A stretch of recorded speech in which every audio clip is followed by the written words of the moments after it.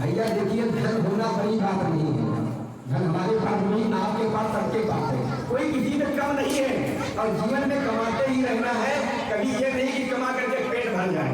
कोई कहती है मैं अब नहीं कुछ कमाना, तो बैठ जाए आराम से।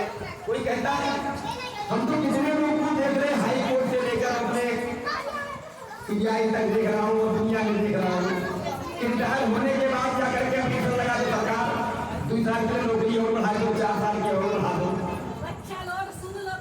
जो मौके से जीवन का आनंद लेना था वो भी महाराज छोड़ दिया।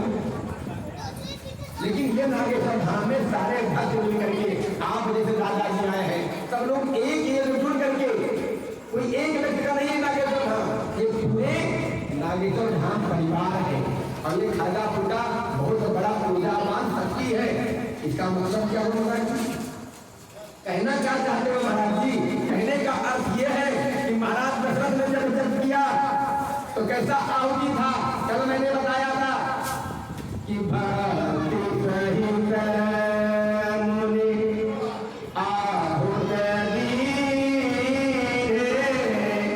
प्रगटे अगीन चरु करलीने भक्ति सहित मुनि। प्रेम पूर्वक आहुति जब डाला तो वहां पर राम जी का प्रादुर्भाव हुआ और पूरे संसार में राममय हो गया। किसी ने पूछा कैसे?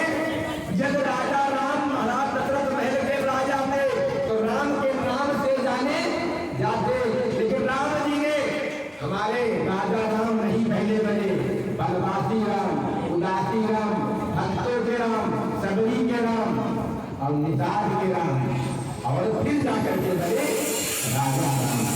तो जीवन में जो प्रेम देने का काम करता है वही तो मेरे नाम है। इसलिए कहा गया कि भक्त भक्त भगवान जो सगुण नाम बंधे उनके पद दर्शन किए नाम कबीर है। जीवन में किसी प्रकार का आपके दिन आता, बाधा आता, कोई समस्या है, उसका पूर्ण समाधान यहाँ पर है। आप विश्वास सारे विघ्नों को दूर करने के लिए हमारे गणेश जी महाराज विराजमान और महाराज माता जगत जननी मां शेरा वाली मां अम्बा विराजमान हो गई है। ये वो स्थान है कि यहाँ लोगों को एक किया जाता है। यज्ञ का तात्पर्य ये होता है, मंदिर का तात्पर्य ये होता है कि जीवन में हम टूटे हैं, छूटे हैं, रूठे हैं, कहीं से हमारा विचार अलग हो गया है, लेकिन मंदिर कहती है, यज्ञ कहता है कि हम अपने विचारों से अलग हो सकते हैं, लेकिन मंदिर में सबका पूर्ण अधिकार है कि अपने अपने भावना को आकर के प्रकट करो और प्रेम की आहुति को समर्पित करो। वही ये नागेश्वर धाम है। आपको ज्यादा किसी प्रकार का सोचना ही नहीं, बस अपनी भाव की आहुति। लेकिन जब कोई कार्यक्रम होता है, कोई पूजा होता है, कोई पाठ होता है, तो कहते हैं कि करो तो क्या करो, तो कैसे करना चाहिए? तो जय जय राधा रमण, जय जय नमन किशोर और जय गोपी किशोर प्रभु, जय जय माखन चोर। हे राधा रमण, हे सीताराम, आपकी कृपा हमारे ऊपर से बरती रहे, ऐसा मैं सोचने का विचार करता हूँ। वो मेरे राधा रानी है, मेरे कृष्ण है, मेरे श्याम है, मेरे बलराम है। और जब ये नहीं होता है किसी एक का होता है। पूजा घर में करवा सकते हो अकेले, ध्यान रखना, पाठ अपने घर में अकेले करवा सकते हो, कोई भी अनुष्ठान अपने घर में करवा सकते हो, लेकिन जब जग की बात आती है, मंदिर की बात आती है, पूजा पाठ धर्म की बात आता है, तो वहां पर एकत्रित होना ही पड़ता है। ये वही नागेश्वर धाम है जो अपने से छूटे हुए, रूठे हुए, टूटे हुए, लेकिन सब लोग जाकर के नागेश्वर धाम जोड़ देता है। जैसे ये उंगलियां है, एक उंगली को पकड़ रहा है तो दूसरा भी तोड़ सकता, तीसरा भी तोड़ सकता, चौथा भी। लेकिन जब पांचों को मिला दिया जाए तो सामने वाले का दांत भी टूट जाता है, है ना? तो ऐसे ये खड़गापुर जो हमारा है, हर एक जो घर है भी घर है, वो हमारी उंगलियां हैं। और जब हमारी उंगलियां मिलकर के इस नागेश्वर धाम में मिलती हैं तो एक ऊर्जा बन जाती है और उस ऊर्जा शक्ति से पूरे समाज का कल्याण होता है। वही ये नागेश्वर धाम है। तो आप लोग का इतना भाव है कि महाराज बाबा रामनिवास जी का भी भाव, क्योंकि वो जोड़ने का प्रयास करते हैं, लोगों को बुलाते भी हैं। और कुछ लोग नहीं, और ऐसे अमृतलाल जी को देख लीजिए आप, वो कभी विचार नहीं करते बेचारे, तन मन तन जैसे भी लगे महाराज जी बताइए तो क्या करना है, क्या लाना है, कैसे जाना है। अमृतलाल जी दौड़े दौड़ते नहीं दौड़ते नहीं, जैसे भी बन पाता है। मानो कहना चाहते हैं कि कर्म ही हमारा धर्म है और साथ में परमात्मा का ध्यान रखना है। इसलिए महाराज और महाराज देवी जी का जानते हैं, अमिता महाराज जी को जानते होंगे, और ऐसे नाम हमको नहीं पता किसी का, न देवी जी न अमिता जी, हम नाम नहीं पता, लेकिन जो नाम मन में आया इनके द्वारा अपने को भी जोड़ देना। हम किसी का नाम नहीं, क्योंकि मंदिर किसी एक का विचार नहीं है, लेकिन आगे बढ़ने के लिए किसी एक को आगे आना पड़ता है। अभी घर में परिवार में बहू है, बेटा है, नाती है, पोता है, सब परिवार के सदस्य तो है। और घर में सभी सोचते रहेंगे सुबह सुबह, तो घर में चाय कौन बनाएगा, नाश्ता कौन बनाएगा, भोजन कौन बनाएगा, बच्चे स्कूल कैसे जाएंगे, ड्यूटी पर समय से कैसे जाओगे, क्या सोच सकते हो। तो उसके लिए एक एक व्यक्ति को उठना पड़ता है।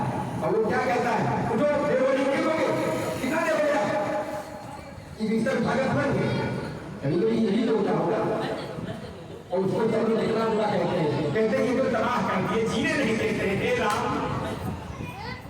एक नींद और सो ले पिताजी, मम्मी एक नींद और। लेकिन कहते बेटा सुबह उठ जाओ, उठो लाल, अब आंखें खोलो और पानी लाई बीती रात कमंडल भूले। चलिए चाहत नहीं है और आनंद ले रही है, मानव जीवन में सुख का कारक प्रतीक हो रहा है। ऐसे इस मंदिर में जब एक व्यक्ति जगेगा और जब वो बढ़ेगा और धीरे धीरे कुछ लोग तो सहयोग भी करेंगे और कुछ लोग धक्का भी मारेंगे। घरे में जो बहुरिया है तो कहते हैं मम्मी ज्यादा मानती, हमको कम मानती है। अच्छा गरीब देवानी को ज्यादा मानती, हमको कम मानती है। हे बाबा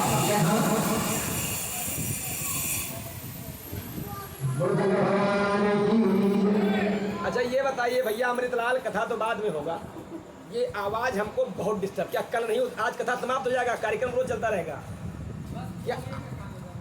हाँ तो 2 मिनट कर लें, तो कथा में क्या हम कुछ समझाना चाहते हैं और पहुंच जाता हूँ, अलग चलना है, इधर जाता हूँ, पहुंच जाता हूँ उधर। तो निवेदन यही है। बाबा हम भी चलेंगे, अपने घर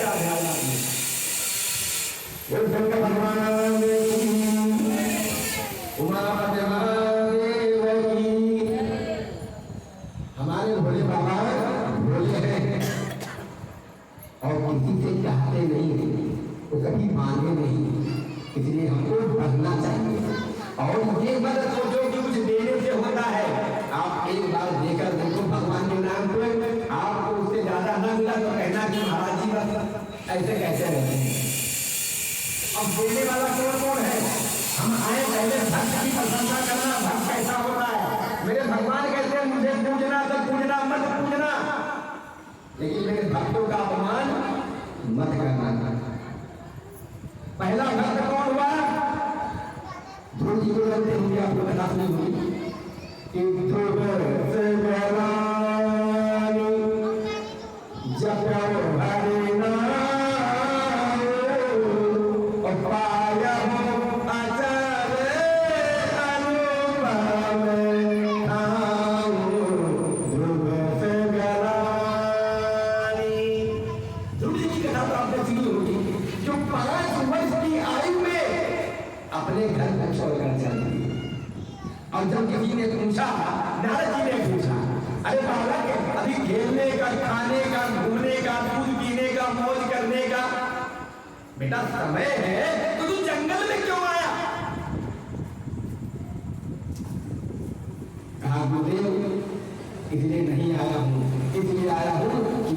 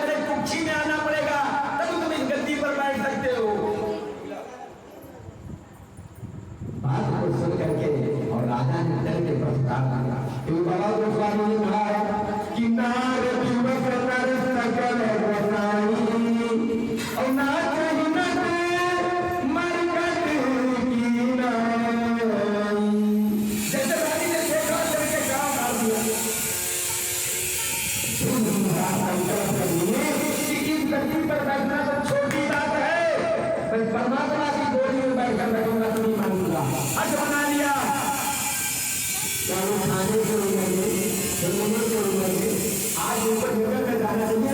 आप लोग बताइए 5 साल का बालक जंगल जाएगा, अच्छा लगेगा किसी को? नहीं लगेगा। लेकिन माता ने कहा बेटा तुमको जाना चाहिए, वो सत्य कहती है। इसलिए हमारे गुरु जी 5 वर्ष में ध्यान करके साधना करके परमात्मा को प्राप्त करेंगे।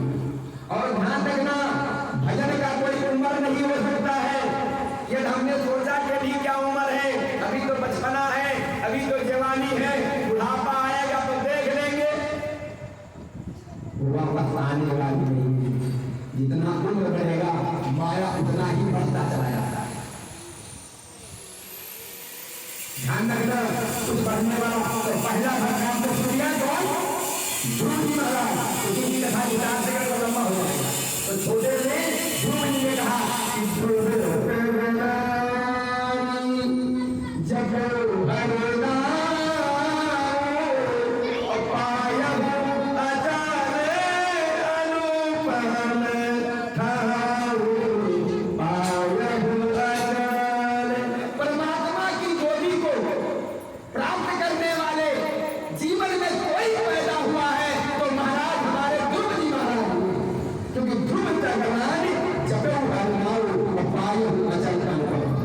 वही भक्ति आज जजमान के रूप में अवस्थी जी ने बन करके दिखाया। तन मन और धन पूरा समर्पित कर दिया। अवस्थी जी की, शुक्ला जी की और यहाँ के जितने भी भक्त हैं, नाम तो नहीं जानता हूँ, और जो माताएं हैं, बहनें हैं, जो जितने बन पा रहा है वो दौड़ दौड़ कर दिया। अब आज पार्वती जी का विवाह होगा तो हमारे जो शुक्ला जी जजमान बने हैं उनकी पत्नी और जो अभी जजमान बने वो ही पति पत्नी सहित है। और जो हमारे शुक्ला जी हैं और अवस्थी जी हैं और बाबा राम क्या नाम है, निवास जी, और ये अंबिका प्रसाद जी, और जिसका नाम नहीं जानते माफ कीजिएगा, सभी को आमंत्रित करता हूँ मंच पे। ये मंदिर किसी एक का नहीं है, उसमें सब लोग पत्नी सहित नहीं आएंगे। और माता पार्वती का आज प्रादुर्भाव हुआ है मंदिर में, प्राण प्रतिष्ठा हुआ है। इसलिए लगभग 10:30 बजे तक या 9:30 बजे के बीच माता पार्वती का विवाह मंत्रों द्वारा होगा। तो इस मंत्र का तात्पर्य संसार के विवाह में नाचोगे तो नाचते रह जाओगे। अभी विवाह का व्यवस्था करें कि अभी विवाह में आपको रहना है।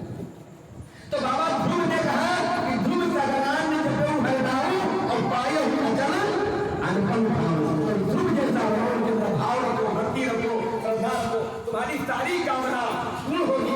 हर प्रकार के भगवान तुम्हारी ऊपर शक्ति की कामना हम करते हैं। आसन लगा दीजिए। अरे जजमान आए यहाँ पर बोले शंकर भगवान की। तो जीवन में ध्यान रखना माता बहनों, अपने पुत्र को ध्रुव बनाने का प्रयास करोगी तो परमात्मा भी आएंगे और माल भी बनाएगा। अब अपने बालक को संख्या बनाना चाहोगी तो 2 साल तो बढ़िया नाचेगा और तीसरे साल को पूछने वाला नहीं ठहरेगा, क्योंकि उससे अच्छा कोई नाचने वाला जाएगा। हाँ या ना, ये दुनिया का मतलब है। इसलिए बालक को संस्कारी बनाओ। और ये ध्यान रखना, पहले अपने माता पिता का चरण छुओ। क्या कहते? कहा भक्ति ज्ञान विरागा विवेको वर्धते महान माया मोह रासक्य वैष्णवे क्रियते जठम। ज्ञान के द्वारा प्राप्त किया भक्ति का श्रद्धा जीवन में कोई टूट नहीं सकता है। ज्ञानवान से प्राप्त करो। वही ध्रुव जी महाराज भक्त है। आज वही यज्ञ है जो भक्ति पूर्वक होकर पीछे चल रही होगी। और ये आहुति छोटी मोटी नहीं होगी। आप लोग सुबह से ही 7 बजे से लगे होंगे और प्रेम पूर्वक प्रतीक्षा कराए होंगे। सब लोग मिलकर पूजन वंदन अर्चन हवन, और हमारे पूरे खरगापुर के सब माताएं बहनें अपने घर पे 3-4 वर्ष धुल करके लाई जरूर होगी। लाई दिखने लगी तो हाथ भाइये आप लोग। तो क्या हुआ? इस आहुति का मतलब समझी? अब बता दे रहा हूं, आप यहाँ समझ लीजिए राम जी निश्चित आएंगे और आपके जीवन में आनंद और सुख जरूर है। क्योंकि नागेश्वर धाम में आहुति पड़ा है, सोमवार के दिन पड़ा है, ग्रहण प्रतिष्ठा के दिन पड़ा है, जिस दिन राम भगवान और नागेश्वर का मिलन होता है उसी दृष्टि को शक्ति कहते हैं। उस शक्ति को जो मिलता है वही हमारे जीवन की भक्ति कहते हैं। और भक्ति से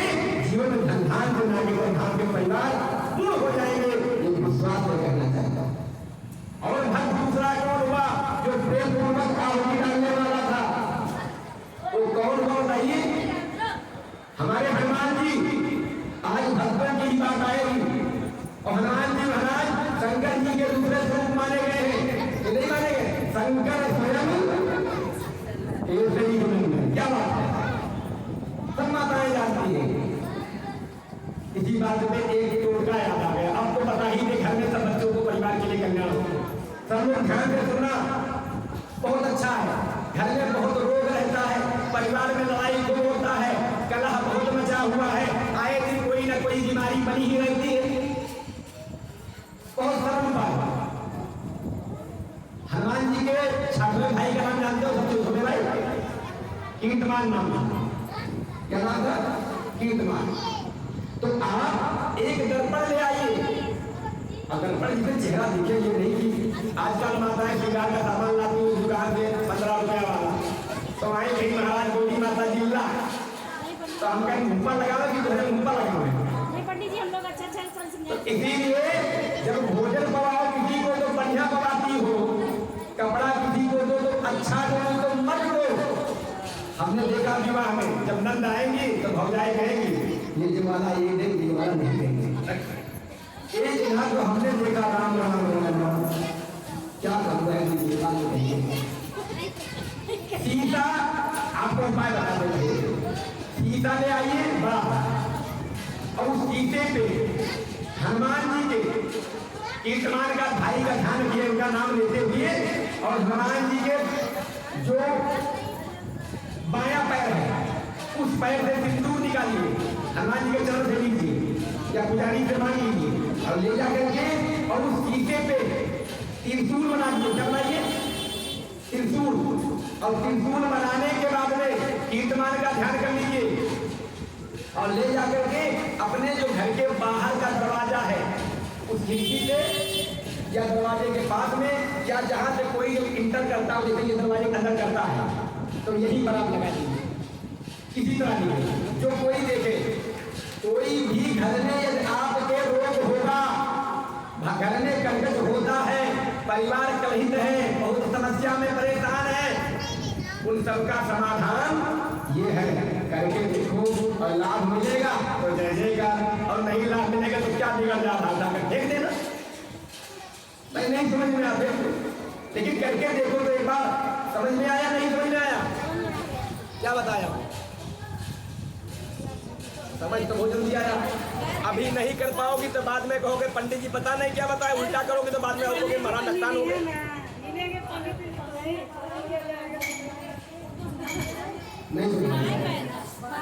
हनुमान जी के बाएं पैर का सिंदूर आगे सुनिए, त्रिशूल बनाना है शीशे पे, और शीशा मेन गेट पे लगा देना है, और जो भी देखे ये हो कि इतना ऊंचे लगा तो दिखाई ना पड़ेगी।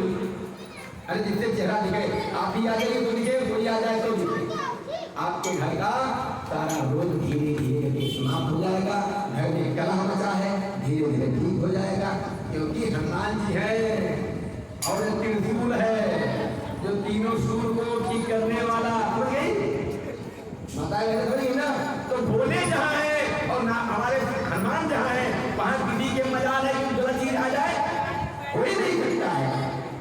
और दुनिया चले ना तेरी राम के बिना, राम चले ना हनुमान के बिना, दुनिया चले ना तेरी राम के बिना, राम चले ना हनुमान के बिना, हनुमान के बिना, हनुमान के बिना, हनुमान के बिना, हनुमान के बिना, दुनिया चले ना तेरी राम के बिना, राम चले ना हनुमान के बिना, सूरज पवन सुत पावन नाम, अपने बधिकर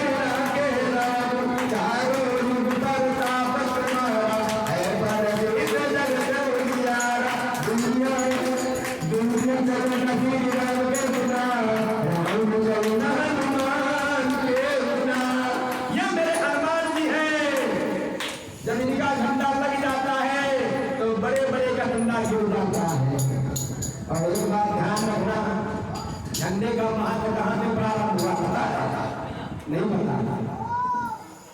झंडा मुलायम होता कि काम होता ये बताओ? है मुलायम होता है, और डंडा के कड़ा, तो डंडा जब कड़ा होगा तभी झंडे का महत्व रहेगा। तो कहां पर इसका प्रसंग आता है पता आपको? नहीं पता। ये महाराज जनक जी के जब धनुष यज्ञ प्रारंभ होता है उस समय का प्रसंग है, जब धनुष टूट जाता है और परशुराम जी क्रोध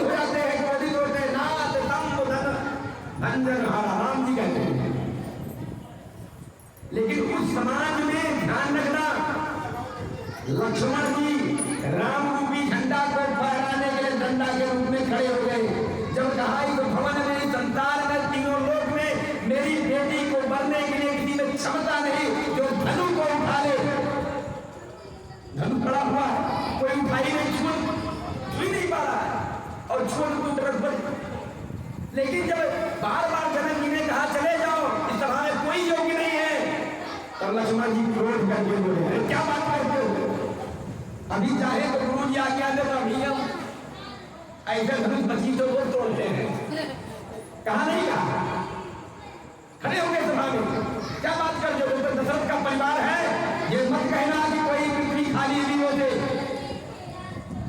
उस सभा में लक्ष्मण जी खड़े हुए, तो क्यों खड़े हुए, क्योंकि डंडा बन करके खड़ा हो गया, और डंडा जब खड़ा होगा तभी झंडा लहराएगा, है ना। तो राम जी महाराज रूपी झंडा को फहराने के लिए लक्ष्मण रूपी डंडा को कड़क होना पड़ा। क्यों, तो गुरु भी है पढ़न रघुराई और अल्पकाल विद्या समाई, वहां भी योग्यता दोनों का साथ है। और यहाँ जब नगर दिखाने के बाद आया तो वहां भी वही बात। तो झंडे का महत्व कहां से प्रारंभ हुआ, राम जी के विवाह। इसलिए ध्यान रखिए, डंडा का कड़क होना ही पड़ता है। यदि लक्ष्मण जी कड़क नहीं होते तो राम जी का महत्व बढ़ नहीं पाता। वहां पर उनका कड़ा होना और राम जी का झंडा फहरना, समझ लीजिए जय जयकार होना हो गया। ऐसे हुए तो दुनिया चले ना श्री राम के बिना, और राम जी चले ना, तो वही हनुमान जी हमारे जो है झंडा फहर रहा नहीं फहर रहा है। आज कोई भी कार्यक्रम करिए, कहीं जाइएगा, और एक बात और कहें, हम लोग तो एक जगह पर चढ़ाते हैं तो हे भोजना, नाती बिया हो जाए, लड़का बढ़िया सुंदर सुंदर हो जाए, बहुरिया बहुत नीक आ गए, बिटिया बिया हो जाए, खर्चा एक रुपया न आ गए, और दमाद हम ऐसा भाई घर में ले आ गए, अब हमारी बिटिया जब जाए तो हमारा रानी बनकर रहा है और बूढ़ा गहन नौकरानी बनेगा। हाँ या ना। और कुछ माताएं तो भैया जय जयकार करती है, क्या कहती है, क्या कहें, आप लोग तो माता सभी मुझसे कहना चाहते हैं। अब हम आगे भी कथा बढ़ाते हुए कहना चाहते हैं, इसलिए माताएं बताया हूँ कि जब कोई उपाय से कल्याण हो जाए तो अस्पताल में दवा देने से 10 लाख रुपया खर्चा करने से क्या फायदा। कोई घटना घर में घट जाए, उसे सब उपाय करने से हमारा घटना रुक जाए। हमारे घर में किसी प्रकार का दुख आने से यदि माध्यम के द्वारा निकल जाए, दोष न आए तो कितना अच्छा चीज है। कल मैंने बताया था कितने लोग प्रेम से मुस्कुरा कर अपने घर से उठे, ये बताइए पहले सुबह सुबह कौन कौन था मुस्कुरा करके, और पति से प्रेम से कौन बोला, और फिर उस मुस्कुराहट को सीधे में आज जाकर देखना, और कल फिर देखना, वो जीवन में आपके सुख का कारण बन करके आएगा, और पति पत्नी में प्रेम बन करके आएगा, और चेहरे में भी नया महाराज ग्लो आ जाएगा, शैम्पू साबुन बेकार हो जाएगा, अपने आप जिम्मेदारी। मुस्कुराइए, मुस्कुराना ही जीवन की सबसे बड़ी शक्ति है, और कुछ है मैं नहीं जीवन में ध्यान रखना। मैं भोले बाबा कहते हैं कि जीवन में तुम भेद कराते, पक्ष कराते, दुख कराते, अचल कराते, लेकिन भाई कभी भाव से आगे जाया करो। जैसे महाराज कोई चीज होगा, अभी एक लोग को कहा दिया जाकर चढ़ाओ तो सब जाकर टूट पड़ेंगे, हाँ या ना। जितने लोग हैं सब टूट पड़ते हैं, उसका मतलब क्या हुआ कि आप अपमान कर रहे हैं भगवान।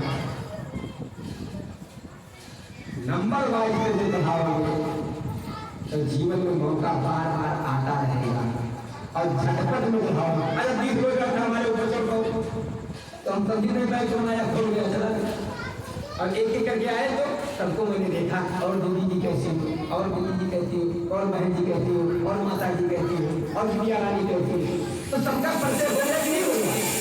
तो वैसे कौन आया कौन गया बताइए। तो ऐसे ही जब आप मंदिर जाया कीजिए, आप सभी से निवेदन है, पूरे हमारे खाएगा क्षेत्रवासियों से, कि जब भी मंदिर जाइए तो कोई दो जब अंदर बैठा हो तो बाहर खड़े हो जाएंगे, क्योंकि भोले कहते हैं इंतजार में जो आनंद है वो झंझटवाद में फायदा नहीं है, तो इंतजार करो। जब वो चढ़ा ले जल फिर अपना खाइए, और फिर वो चढ़ा ले फिर आप खाइए, फिर वो चढ़ा ले फिर आप खाइए। तो क्या हुआ, निगाह मिलती रहेगी किससे? मेरे भोले से, मेरे गौरा से, मेरे गणेश से, मेरे कार्तिकेय से, मेरे नंदी से। और जैसे पहुंचे अब आई होता नहीं होता। अब ना हम बेलपत चढ़ा पाए, ना कुछ चढ़ा पाए, ना अच्छा चढ़ा पाए। अब जो माता जी नीचे पड़ गए वही ऊपर सब चल पा गया। होता नहीं होता। तो ऐसा मुझे नहीं होता है। जब हवन करने बैठो या अपने यहाँ सत्यनारायण कथा भी सुनिए तो कहते हैं कि देहि सौभाग्य देहि मे परम सुखम रोपंदे जयम देहि यतो देहि नितो देहि। संसार की कल्याण की कामना के लिए यदि कर रहे हो, पूजा कर रहे हो, पाठ कर रहे हो ना, तो उस पाठ को आप सही से कीजिए। अभी भोले बाबा का प्रसंग रहेगा, बड़े प्रेम से आज सुनाएंगे भाव से, और आप लोग बढ़िया बना कर बैठिएगा। अभी तो आरंभ है, माहौल बनाना है। शंकर भगवान की। तो महाराज जब भी भोलेनाथ के दरबार में जाइए तो बड़े प्रेम से पहले बाबा, कल मैंने बताया था किसको चढ़ाना चाहिए जल? गणेश जी, फिर कार्तिकेय जी को,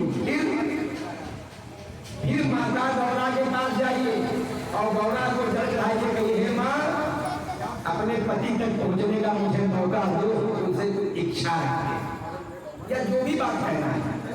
और फिर उसके बाद में नंदी पर चढ़ाइए, कहिए प्रभु हे नंदी बाबा, आप सबसे नजदीक कोई रहता है तो भोले के नजदीक वो नंदी जी है। और आप लोग सबको बेलपत चढ़ा देती हो, कुछ चढ़ाती हो, अच्छा चढ़ाती हो, लेकिन लोग नंदी को भूल जाते हैं। मैंने अक्सर देखा है नहीं? तो ध्यान रखना, 5 बेलपत्र में एक बेलपत्र जरूर नंदी के बचा लिया करो। और पहले जहाँ बताया था वहां चढ़ाओ, वहां चढ़ाने का ऊपर चढ़ाओ, और ऊपर चढ़ाने के बाद उस 5 बेलपत्र एक बेलपत्र भोलेनाथ से निकाल लीजिए। और देखा होगा नंदी जी का पैर ऐसे होता है ना, एक पैर देखिए ऐसे उल्टा होता है ना। इसका हम जानते हैं नहीं जानते? इसका मतलब हुआ कि किसी प्रकार का आपके जीवन में कोई दुख है, कोई दोष है, कोई कष्ट है, कोई संकट है, किसी प्रकार का समस्या है, हमसे कहोगे तो आपका हाथी उड़ाएंगे। हो सकता है कोई आपका अपमान भी कर दे। नंदी जी कहते चिंता न करो, ये जो मेरे भोले बाबा के पास आया है और मुझसे जो कालेगा उस बेलपत्र को लेकर के उस जो पैर से उससे चढ़ाओ। पहले नंदी के चलते पैर और चढ़ाने के बारे में एक तरफ जान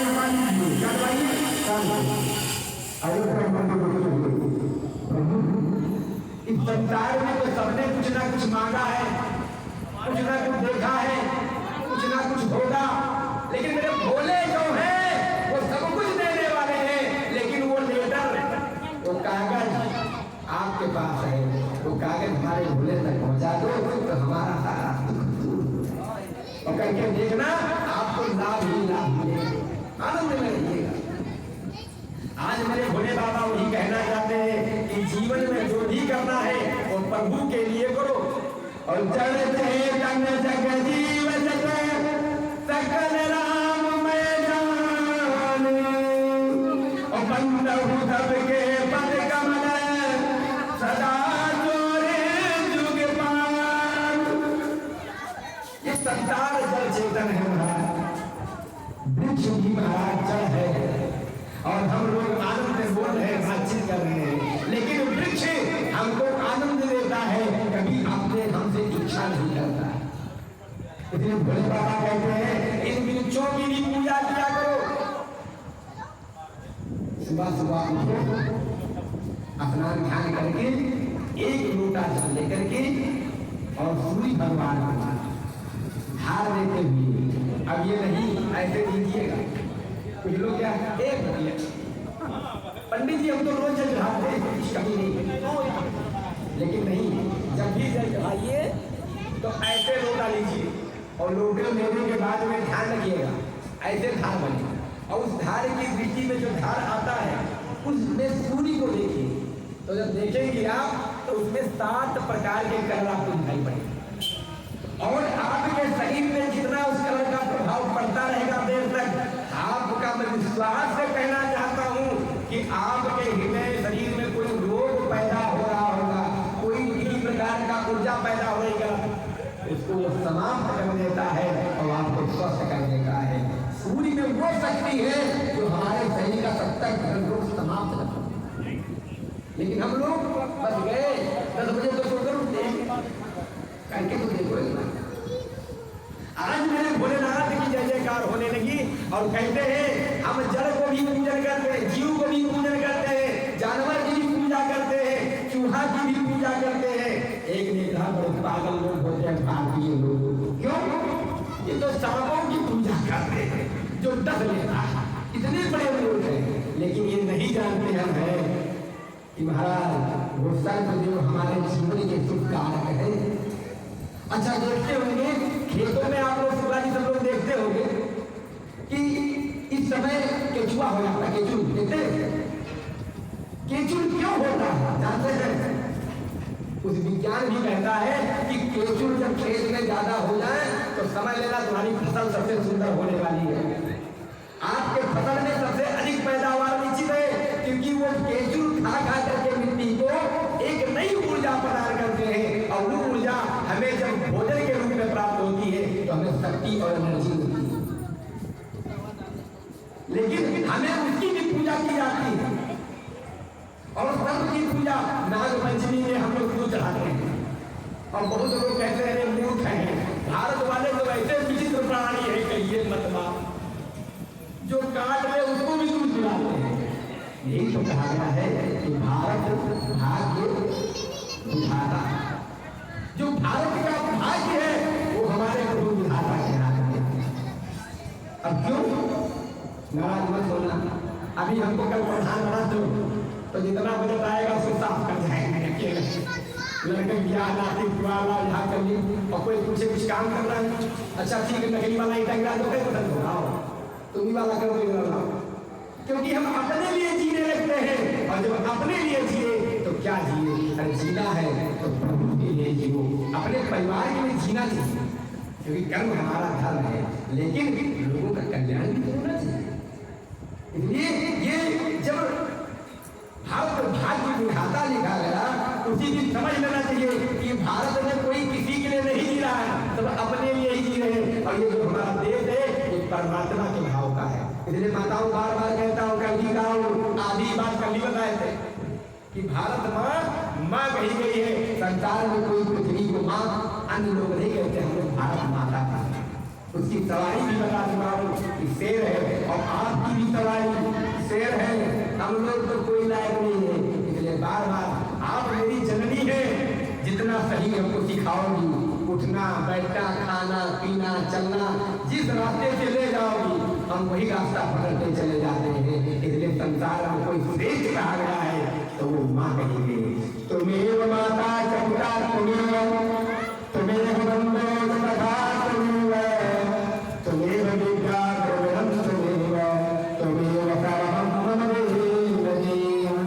अच्छा ये पूछना चाहता हूँ माताओं से कि माता का ही नाम पहले क्यों आता, पिता का बाद में आता है?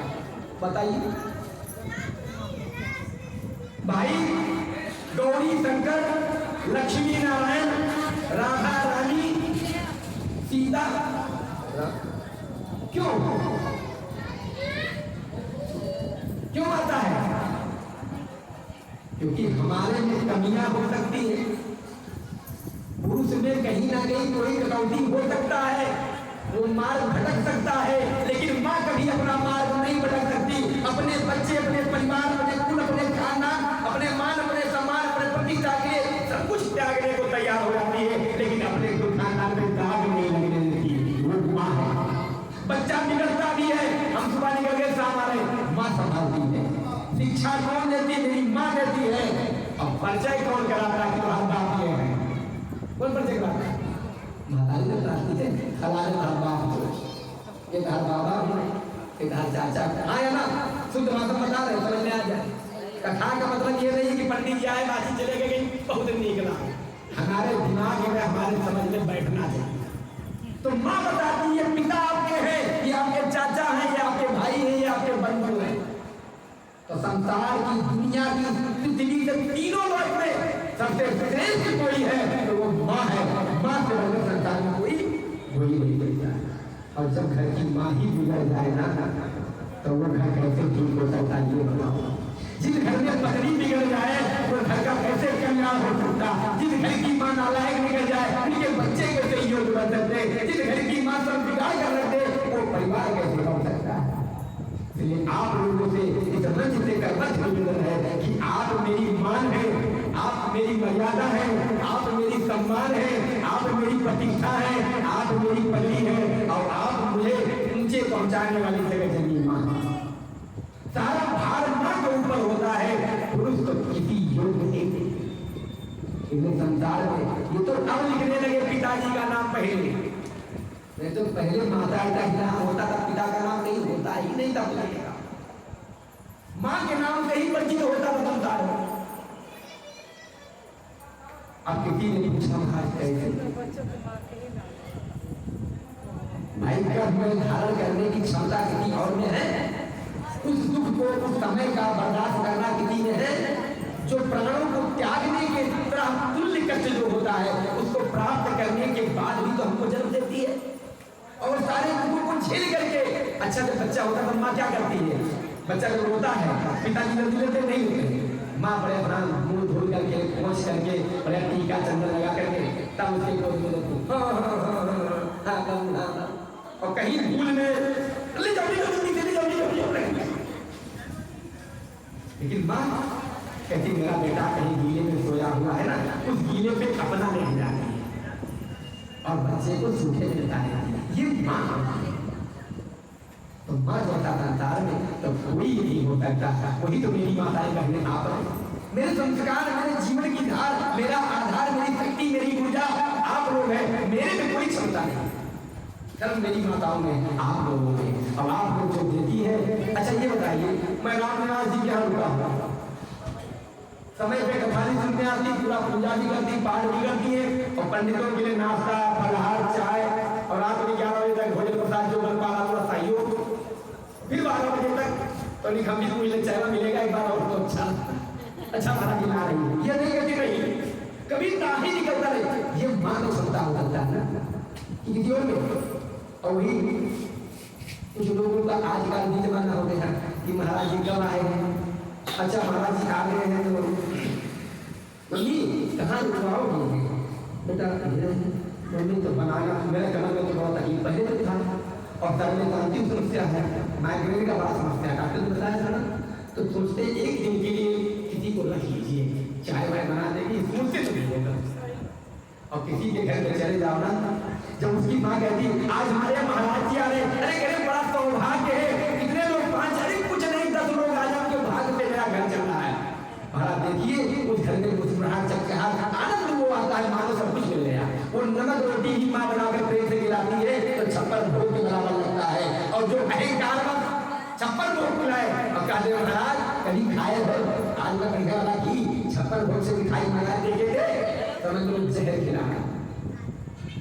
मेरे भगवान कहना चाहते हैं, आप लोग कथा सुने होंगे कि भाव का भूखार में भाव ही अवतार है, भाव के मुझको पुकारे भव के बेड़ा पार है, भाव भी मिलेगा नहीं और भाव से पशु बजे वो भी मुझे स्वीकार। इस भाव से एक फूल भी दे देना तो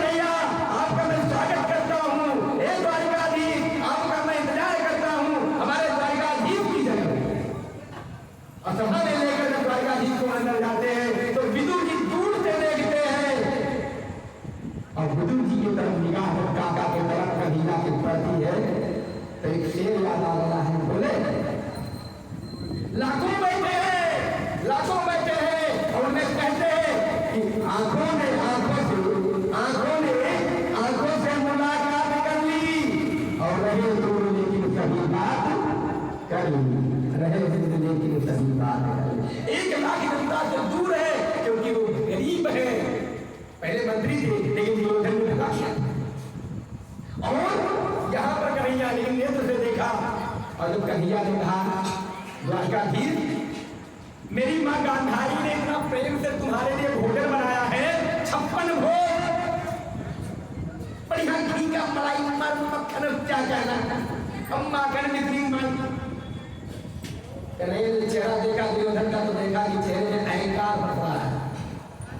भगवान ने कहा देखो दुर्योधन बनाई चाहे बना नहीं रखते हो लेकिन जब भूख लगा होगा बहुत ज्यादा तो उस स्थिति में भोजन पाया जा सकता है। तो मुझे भूख तो लगी नहीं और प्रेम होता तो उसी स्थिति में चाहे एक ही रोटी खाया जाए कोई खाया जाए तभी खा कोई तुम्हारे को दिखता नहीं। और निमंत्रण हमारा काका जी ने दिया इतना नाम सुना दूर से कि मैंने निमंत्रण कर दिया भाई मैंने निमंत्रण दिया ही नहीं कहा मैंने निमंत्रण दे दिया मैंने स्वीकार कर दिया। कहीं उस गरीब के यहाँ तुम भोजन करोगे जिसको स्वयं खाने का नहीं है वो क्या खिलाएगा तुमको। कन्हैया ने कहा दुर्योधन मेरा भक्त चाहे हमको जो भी खिलाएगा उसने निमंत्रण दिया है उस निमंत्रण को स्वीकार किया हूँ मैं जरूर बनेगा।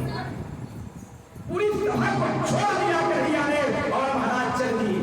इधर काका विदुर जी ने कहा निमंत्रण हो गया भागो भैया जल्दी से। अब जल्दी जल्दी भगे अब बढ़िया से माखन मिश्री मार्केट में लेने पहुंच गए और इधर हमारे कन्हैया जी पहुंच गए और काकी जी नहा रही थी और नहाते नहाते काकी कौन अरे तेरा कन्हैया बल्ला अच्छा हमारी खुशी के आधा नहाई आधा कपड़ा पहनी आधा लेकर जल्दी गिराते हुए और कन्हैया का स्वागत करने का जो पाटा था ना पाटा पीढ़ा उसको रखा वो भी उल्टा रख दिया और महाराज उसी को बैठा दिया बैठ गई और बैठने के बाद केला ले आई को और केला का छिलका खिलाती जा रही और दूधा तक खिलाती जा रही वो बड़े प्रेम से कन्हैया खाए जा रहे क्योंकि वो माँ का प्रेम है भाव है श्रद्धा है भक्ति है भावना है ऊर्जा है उस चीज को ग्रहण कर रहे हैं।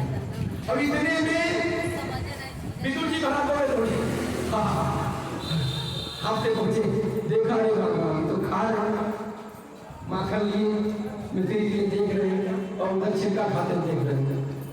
अब क्या होगा थोड़ा नहीं अरे देवी क्या कर रही हो सारी दूधा को गिरा दिया और छिलके को खिला रही कन्हैया को वही द्वारकाधीश को गलती हो गई बेटा अरे स्वामी की गलती हो गई अरे लल्ला मुझसे बड़ा अपराध हो गया मुझसे बड़ी गलती हो गई मुझसे बड़ा अपराध हो गया इस द्वारकाधीश को मैंने खिलाया भी दुनिया में तुमने छिलका खिला दिया और रोने लगी और कहीं कन्हैया मुझसे कहती हो मुझे माफ करना ये जैसे महाराज केला खिलाना शुरू की तेरे कन्हैया ने रोक दिया काहे काकी अब तो मेरा पेट भर गया बेटा ऐसी बात मत करो खा लेते कहा काकी अभी तक जब पवा रही थी ना तो उसमें प्रेम था भाव था श्रद्धा था शक्ति थी और माँ का एक भावना छिपा हुआ था। अब आपके अंदर बनावटी आ गया तो देख कर खिला रही तो अब मेरा पेट भर गया। वही कहते हैं भक्त कहता है कि भाव का भोग करो मैं भाव ही उतारे भाव में मुझको पुकारे भव में मेरा पार है भाव बिन लेता नहीं और भाव प्रेम पुष्प दो भी मुझे स्वीकार है। मेरे प्रभु ऐसे है कि तुम्हारे धन के भूखे नहीं तुम्हारे वैभव के भूखे नहीं लेकिन तुम्हारी भावना किसी से भी प्रेम से बोलो ना तो जीवन में कभी भाग्य कष्ट हो ही नहीं सकता है। इस मंच में मैं कहना चाहता हूँ कि जीवन में आनंद ही आनंद आएगा। समझ में आया? इसलिए जब भी भोले के दरबार में आओ तो श्रद्धा पूर्वक आओ जल्दी जल्दी नहीं। तुम्हारे पति के घर अभी खाना बनाना है अभी तो रोटी बनाना है अभी तो वीडियो फूल भेजना है लागा रहा है जैसे लग रहा है कि बस निपटाना है जल्दी बोलना चाहिए। हाथ जोड़ देती है मंच में कि कभी भोले बाबा के दरबार आना तो पहला काम करना इस मंच से ठीक कर जाना बुरा लगे तो क्षमा करना। सुबह स्नान ध्यान करो और पहले अपने पति अपने बच्चों का टिफिन जो भी होता है उनकी तैयारी करो, बढ़िया से बनाकर खिला करके और उनको वहां से विदा कर दो। वो बच्चे पढ़ने चले जाए और पति अपने काम पे चला जाए। फिर घर छीन करके और अपना वस्त्र बदल लीजिए और फिर घर में लोटे में जल रही उसमें और चीज डालना हो, अच्छा ले लीजिए, कुछ ले लीजिए, जो भी लेना हो। और फिर बोले बाबा दरबार में आएंगे और आकर के महाराज प्रेम पूर्वक जल चढ़ाइए।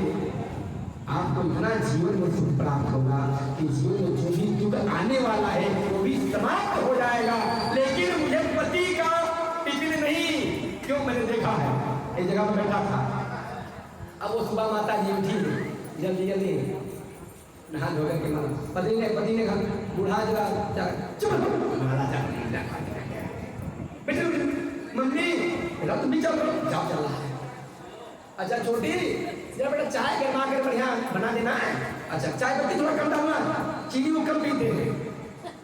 आधा उठ करके वहां से नहीं मन पाए, मन नहीं माना, उठ पड़े हम वहां से आए। हमने कहा माता जी क्या? महाराज जी माला का जाप कर रही हूँ, भगवान का ध्यान कर रही हूँ। हम कहें माता जी ना करो तो अच्छी बात है, उठ जाओ। ये क्यों बैठे हो, ऐसे क्यों कहा? हमने कहा माता जी जितना कर रही हो उतना पाप ला रही हो। अरे किसी को बुलाए हो तो उसका प्यार से स्वागत करो।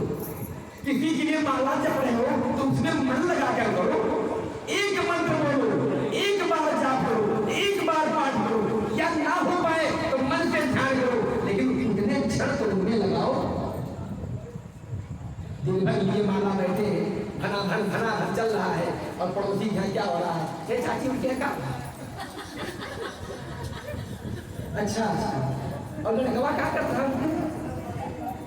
चाची मलवा 12 माला भैया 18 बाकी है। ऐसे माला पढ़ा हो जाए, कभी मत करना। चाहे हमारा अपमान कर दो, मुझे चिंता नहीं है, मुझे भगा दो, कोई बुरा नहीं लगेगा। लेकिन जब भी माला लेकर बैठो, पूजा करने बैठो तो मन को एकाग्र करके बैठना, और नहीं तो मात्र भगवान के पास जाओ और ऐसे करके हाथ जोड़ करके खड़ी हो जाना और उस मूर्ति या स्वरूप या फोटो जो भी आपके घर में हो उस मूर्ति के चरण को देखना। चरण को देखने के बाद में कमर को देखना, कट के बाद हृदय को देखना, हृदय के बाद में मुखमंडल को देखना और देख करके उस तस्वीर को और नेत्र में निकल लेना। और वो छवि जब आपके हृदय में बैठ जाए ना, और बैठने वाले छवि वैसे आपके रोम खड़े हो जाएंगे। और जब रोम खड़ा हो जाएगा ना तो आंसू धर के अपने आप में नासूर हो जाएगा। मान लो आपका सारा पूजा पूर्ण हो गया, एक ही मिनट में आपके जीवन में सारा सुख प्राप्त हो गया, आपको कहीं जाने की आवश्यकता नहीं है। करो तो जीवन में जिस भाव करके करोगे कभी विफलता आएगी ही नहीं। आया ना? दिन भर माला करोगे कोई मतलब नहीं है, दिन भर पूजा करो कोई मतलब नहीं है। जो कहा गया है मैं माताओं को सुनाता रहता हूँ एक चीज, और 2 ही लाइन रुपया के बन नहीं पाया। आज 18 साल से 2 ही लाइन सुनाता दूसरा आता नहीं। क्या आता है कि काम करते रहो जपते रहो मन गोविंदी गोपाल गाते रहो। काम करते रहो जपते रहो मन गोविंदी गोपाल गाते रहो। लोग कहते हैं कि भगवान आते नहीं, लोग कहते हैं कि भगवान आते नहीं। प्रेम भक्ति की आंसू बहाते चलो, काम करते रहो नाम जपते रहो मन गोविंद गोपाल गाते चलो। काम क्या करना है? जो हमारा कर्म है, जो हमारा सत्कर्म है। जैसे हमको ड्यूटी मिला है कि सुबह 9 बजे से अपने ऑफिस में पहुंचना है और 5 बजे तक उस फाइल को जांच करना है, उसको कहिए। और उसके बाद में मन रूपी भावना से परमात्मा का दर्शन करेंगे, मन तो सारा कार्य सफल है। लेकिन हम काम तो करेंगे नहीं। गर्मी आ गया, बड़ी पसीना आ रहा है, बड़ा चिपचिप हो रहा है। एक बेटी से किसी ने पूछा बेटा तुम्हें क्या क्या पसंद है, क्या क्या बना सकती हो? कहा जब टीचर बन जाती हूँ तो बिल्कुल बनाना जरूर जानती हूँ।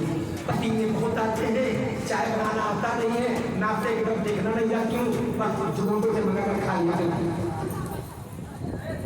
ऑफिस में गए तो गर्मी है, ठंडी आया तो ठंडी है, बरसात आया तो भीगते हुए, काम कौन करे?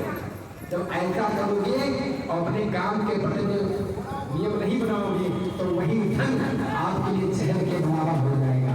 और कर्म से अच्छे परिश्रम से कमाओगे और मन रूपी भावना से परमात्मा को ध्यान करोगे और जो उसने कमा कर बरकत लग जाए वो भगवान को समर्पित कर दोगे।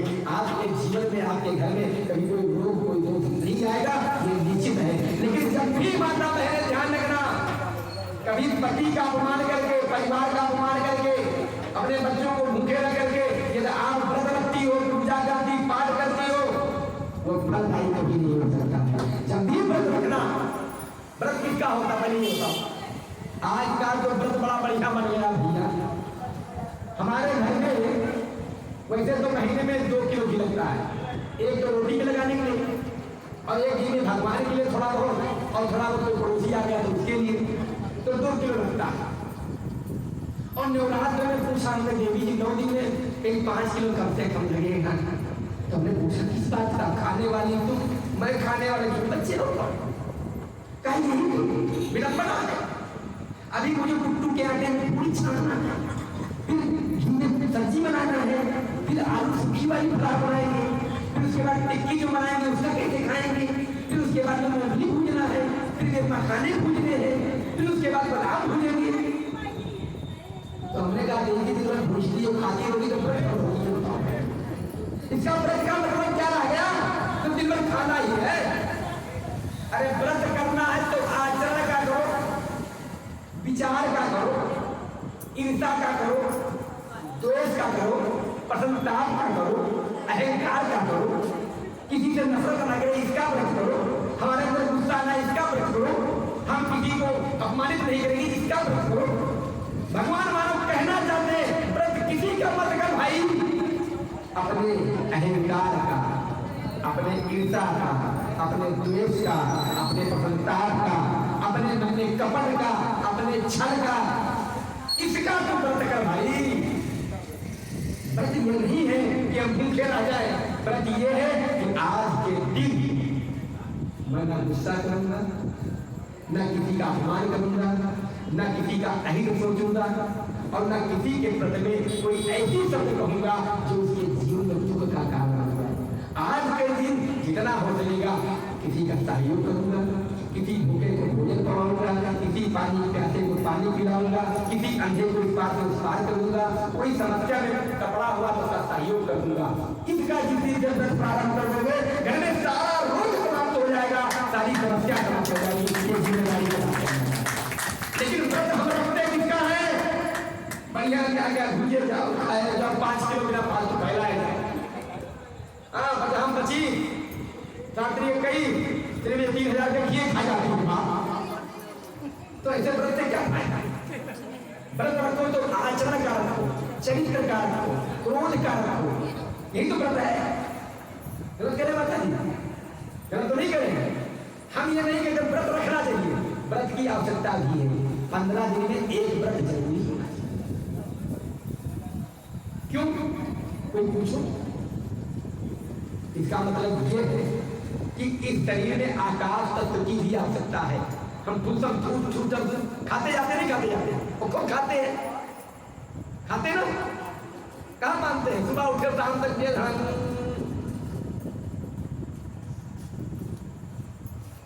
लेकिन 15 दिन में एक एकादशी, कल एकादशी है ध्यान है, आज एकादशी कल है।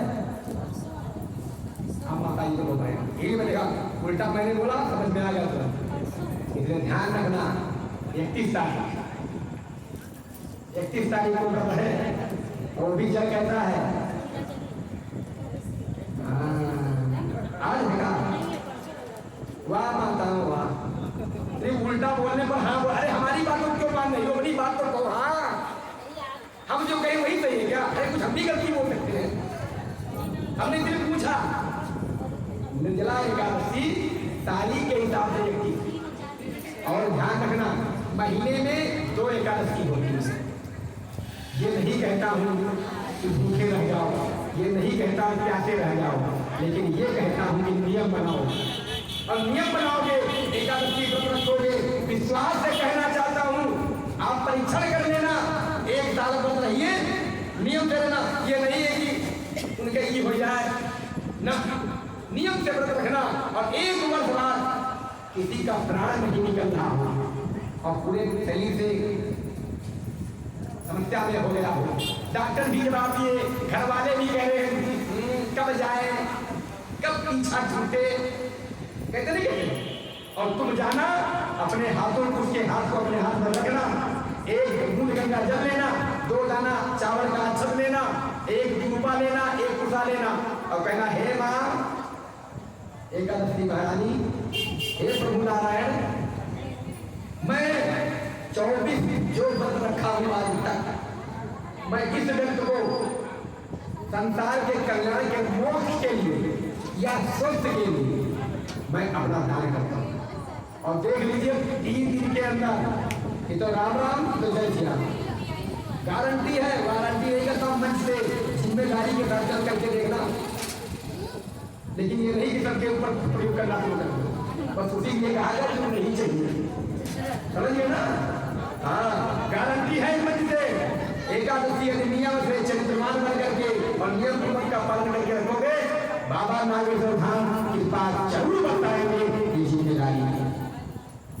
बात समझ में आ गया?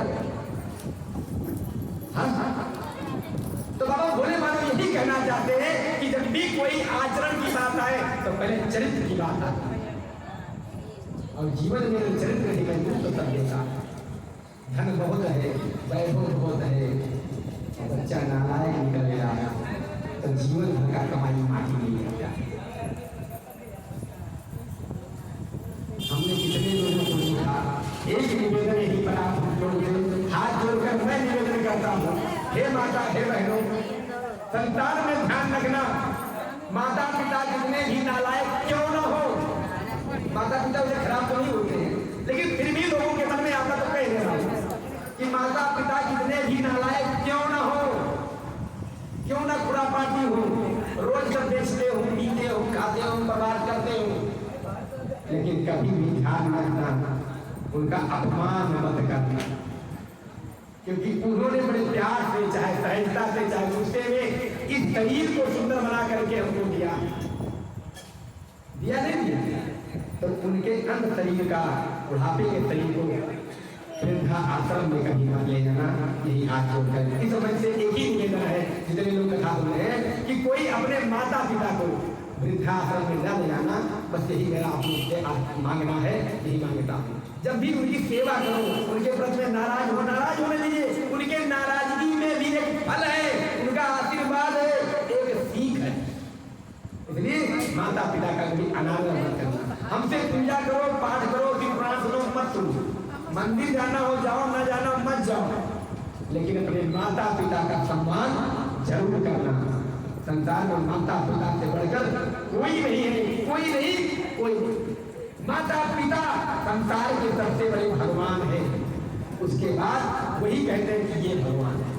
मैंने कितनों को देखा है कि भगवान के दरबार में 56 भोग लगाते हैं और माता पिता को एक बाथरूम में ताला मारकर चले जाते हैं। कितने लोगों को मैंने देखा है, नाम लेना चाहूँ तो बड़ा जाऊंगा, वो बेचारे जीर्ण की अवस्था में निकाले गए, आप लोगों ने भी देखा होगा, बहुएं ताला मारकर चली गई अमेरिका, 1 महीने को बंद थी, लेकिन इतने क्षमता माता जी के अंदर था कि जब वो निकाली गई तो ऐसी हड्डी थी और जीवित थी। और लोगों ने पूछा, माँ तो ध्यान किया, सेवा किया, 15 दिन बाद बोलता है, हाँ 1 महीना इसको जल ना मिला, पानी ना मिला, कोई चीज ना मिला, वो व्यक्ति जीवित रहा। उस माँ ने संसार को दिखाने की बात कही कि हे बेटा, संसार में धन बहुत कमाना ना कमाना कोई बात नहीं, लेकिन अपने माता पिता का सेवा जरूर करना, ये बात माँ सिखा रही है। इसलिए निवेदन है, संसार में पूजा करना, हमको बुलाना मत बुलाना, लेकिन माता पिता का चरण जरूर छूना, यही निवेदन करता हूँ। बाबा नागेश्वर भी यही कहते हैं, बाबा भोले भी यही कहते हैं कि तुम्हें माता चक्रा, तुम्हें माता पिता संसार में श्रेष्ठ है। इसलिए उनका कभी अपमान मत करना, हाथ जोड़िए। माता पिता डांटते भी ना, लाखों के बीच में लोग यही कहेंगे क्या बीता है, कुछ नहीं, चलो। और वही पिता के सामने कोई एक थप्पड़ मार दे तो पिता जीते ना जीते, लेकिन उसको पकड़ कर मारने को पड़ेगा। हमारे बेटे को सुनिए, तुम्हें आए ना, मैंने पहले भी बताया था कि माता अपने बच्चे की शिक्षा के लिए अपने बच्चे को जो डंडा मार खाती देती है, शिक्षक ने कहीं ठीक पढ़ी, लेकिन उसी बच्चे को कोई दूसरा मार दे तो माता कान फाड़ जाता है ना, क्योंकि बच्चे के भविष्य के लिए कोई समझौता नहीं है। लेकिन बच्चे पर कोई विपदा आती है तो माँ खुदा बन जाती है, माँ स्वयं दुर्गा बन जाती है। तो शेर पर सवार हो गया आप लोग को शेर है, आप लोग को देवी है, मुझे कहीं कहने की आवश्यकता नहीं है। बस यही निवेदन है कि अपने माता पिता का, सास ससुर का सेवा करते रहना, सबसे बड़ी पूजा आपके जीवन में बनी रहेगी। बोलो शंकर भगवान की।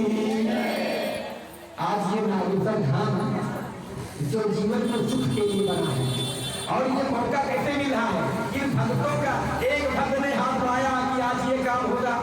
मान लो रामनाथ बाबा ने कहा कि आज भाई होना चाहिए, आप लोग कहीं बिल्कुल होगा, चलो चलो चलो, और सब लोग चल पड़े।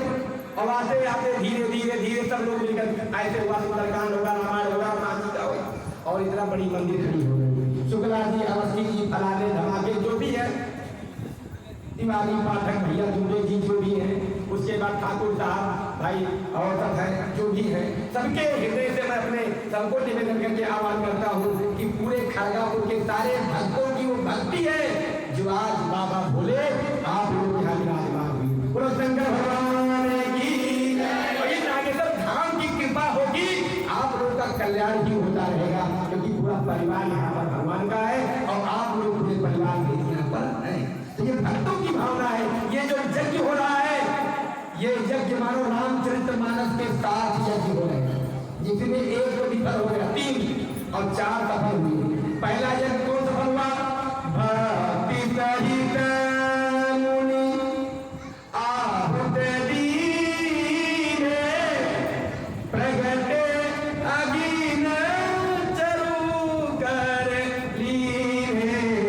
भक्ति सहित आज जो आहुति पड़ी है, आप लोग कितना प्रेम से हवन किया, आप लोगों ने ना हवन किया, वो आहुति के द्वारा राम जी का प्रादुर्भाव होगा और आपके जीवन में कोई भी दोष होगा, कोई भी समस्या होगा, उसका राम जी हमारे समाधान कर देंगे।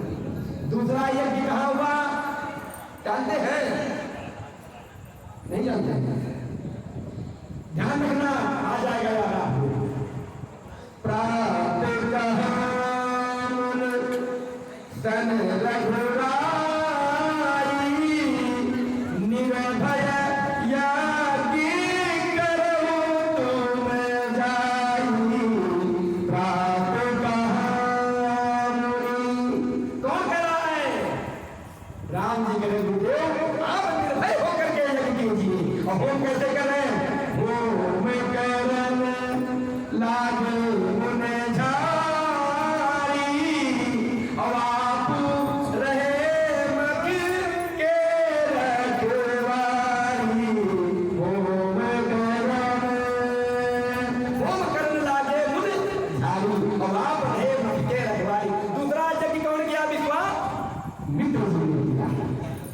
यज्ञ की रक्षा हमारे स्वयं राम जी का है।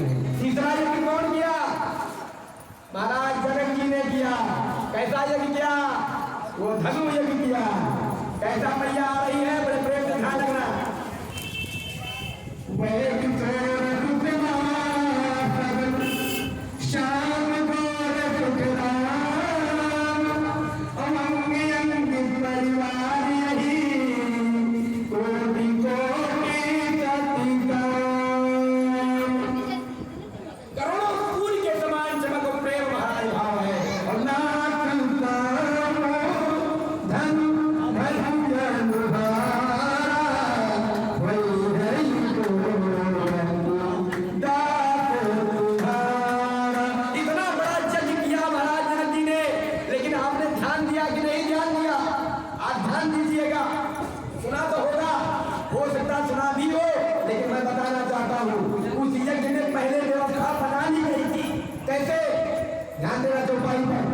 वहां पे तब मंचन ते मंजिल सुंदर भगवान अमृत समेत जोधन भूता बैठा रे महिदान सब मंचन ते मंजिल सुंदर भगवान। अच्छा ये बताइए बाराती सब लोग जाते हैं कि नहीं जाते? और बाराती में 2 कुर्सियां ऐसी पड़ी होती है उसमें कोई बैठता है? सब कुर्सियों पर बैठते हैं ना, लेकिन वो 2 कुर्सी पर कोई नहीं बैठता है जो स्टेज पे लगा होता है। कि कोई बैठता है उस पर? कौन बैठता है? दूल्हा और दुल्हन। क्यों? वही माता की सारी व्यवस्था भी क्यों नहीं बैठते? ऐसे ही पहले ही जनक जी ने ज्ञान निश्चित हो गया था कि राम ही दुल्हा होंगे, इसलिए गोस्वामी ने कहा क्या कि तब मंचन ते मंचियक सुंदर विचार अमृत समेत जोधन बैठारे महिपाल। मुनि को बढ़ने वाले वहां के ऋषि मुनि और राम और लक्ष्मण को बढ़ने वाले जनक की नली, ये जीवन का आनंद देने वाला पहले तो व्यवस्था लग गया था। इसलिए रोटी चाहिए कनिक रघुबीर लली बड़ी छोटी सी छोटी चाहिए कनिक रघुबीर लली बड़ी छोटी छोटी चाहिए कनिक रघुबीर लली मोरी छोटी लली मोरी छोटी लली छोटी जमुना रघुबीर लली मोरी छोटी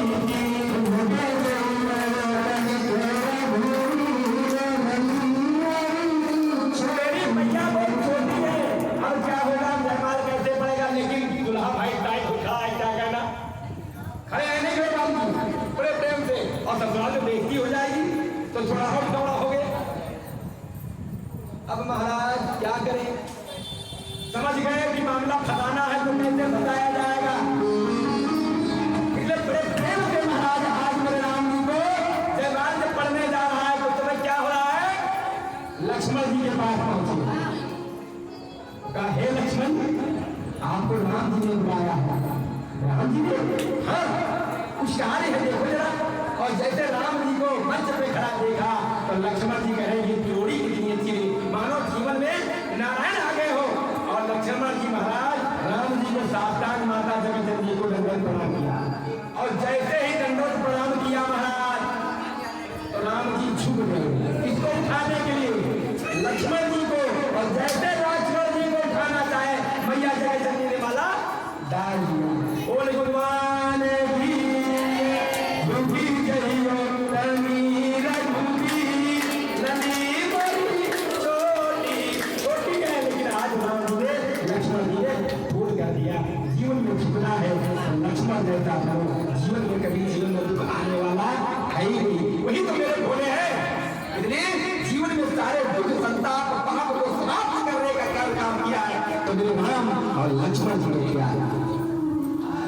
मनहयो मनुष्याणां कारं बन्धुमोक्षये मनहयो मनुष्याणां कारं बन्धुमोक्षये।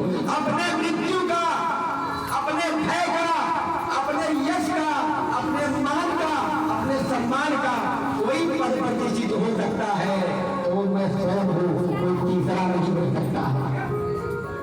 इसलिए पूछा कैसे महाराज हो सकता है ये तो बताओ। अरे हम चाहे तो जब तक घर में बने रहे, कल बताया आपको तो बता चुका हूँ, ध्यान में सुनना। शाम को झाड़ू लगाना करो, सुबह शाम को झाड़ू लगाते हो तो बहू कहीं अच्छा हुआ सासू माँ तक कर ही नहीं है, क्या करने किया है ना। अब बहू के पास कहीं बर्तन पड़ा था, बेटा मांझ लो, अभी मम्मी 2 मिनट, यही सासू माँ ओढ़ी जमीन से मांझ ली। तीसरे दिन महाराज ओढ़ी कर ली, चौथे दिन भोजनो बना ली, 5वें दिन में बहू 10:30 बजे सो करती मम्मी जी मेरी बहू आराम कर लो, फिर और कर ली। धीरे धीरे सब काम करती जा रही, माया में फंसी जा रही है और बहुड़िया मौत से जय जयकार कर जा रही है। और एक दिन महाराज माता जी ने टाइट कर दिया, कोई पंडित जी पहुंच गए, कोई जेठानी मिल गई, अरे कोई सहेली, हाय बहिनी तू दिन भर में थोड़ा दुबराई हो, बहुरिया आने के बातों में बना का, अरे हम तो छुई थे और बहुरिया के आगे जाई थे ना, अब भैया तेल मारे तो गए, क्या कहना, अब तो पैर यहाँ पे यहाँ से काम करवाती है अच्छा, अब बूढ़ा धीरे धीरे फैल गई, कुछ नहीं आज हमें नहीं करेंगे। फिर मन नहीं माना, फिर मन नहीं माना, फिर मन नहीं माना, फिर शुरू हो गई। तो मरने के बाद भी तुम्हारे जीवन में शांति नहीं हो सकता है जब तक रहोगे करते रहोगे। मानो ये नहीं कहता हूं कि काम छोड़ दो, सेवा छोड़ दो, घर का काम छोड़ दो, लेकिन इतना बद मच जाओ। एक कहानी याद आ गई बहु, एक बार एक माता जी और दादाजी बड़े अच्छे थे, बड़ा प्रेम था पति, लेकिन सब कुछ होते हुए संतान नहीं हो रहा था। बहुत दिनों के बाद बुढ़ापे में बालक हुआ, और बालक जब हो गया तो बहू भी हवा में विवाह भी कर दिया, अब तो शरीर और चीड़ हो गया। अब मरने का समय आ गया तो बाबा ने, यमराज आए, बाबा तैयारी करो, अब समय आ गया। कहा हे महाराज एक बात कहूं, क्या कहो, मैं मरना तो चाहता हूं लेकिन पोते का मुख देख लूं, बस पोते का मुख देखा जैसे कहोगे मैं चल जाता। यमराज ने कहा चलो अभी मौका दे रहा हूं भाई, अभी गारंटी कार्ड तुम्हारी चल रही है, अभी तुम्हारी गारंटी कार्ड चल, चलो कोई बात भैया। एक पोता भगवान की कृपा से हो गया, और जैसे पोता हो गया महाराज देखा बाबा जी, वाह मेरा लल्ला, वाह मेरा लल्ला, उछाल उछाल करके, और उछालते उछालते बच्चे ने समझदार हो आगे क्या किया, गंगा जल मुंह में आने लगा, उछालते उछालते बच्चे ने थे। इतने में नारद जी ने कहा बाबा क्या हुआ, कहा ये गंगा जल है, बुढ़ापे में शुद्धिकरण हो रहा है हमारा, कोई बात नहीं, आनंद आ रहा है। यमराज जी गए, आ रहा हूं, कहा बाबा कुछ और रुके रहो। अरे कहा अभी भी शर्म नहीं आ रहा है कि मूत्र को भी बहरा गंगा जल। अरे कहा महाराज ये पोते का जो प्यार है, एक पोते का जो दुलार है, जो पोते का प्रेम है, इसके बढ़कर कुछ नहीं हो सकता है। नारद जी आए, समझाए,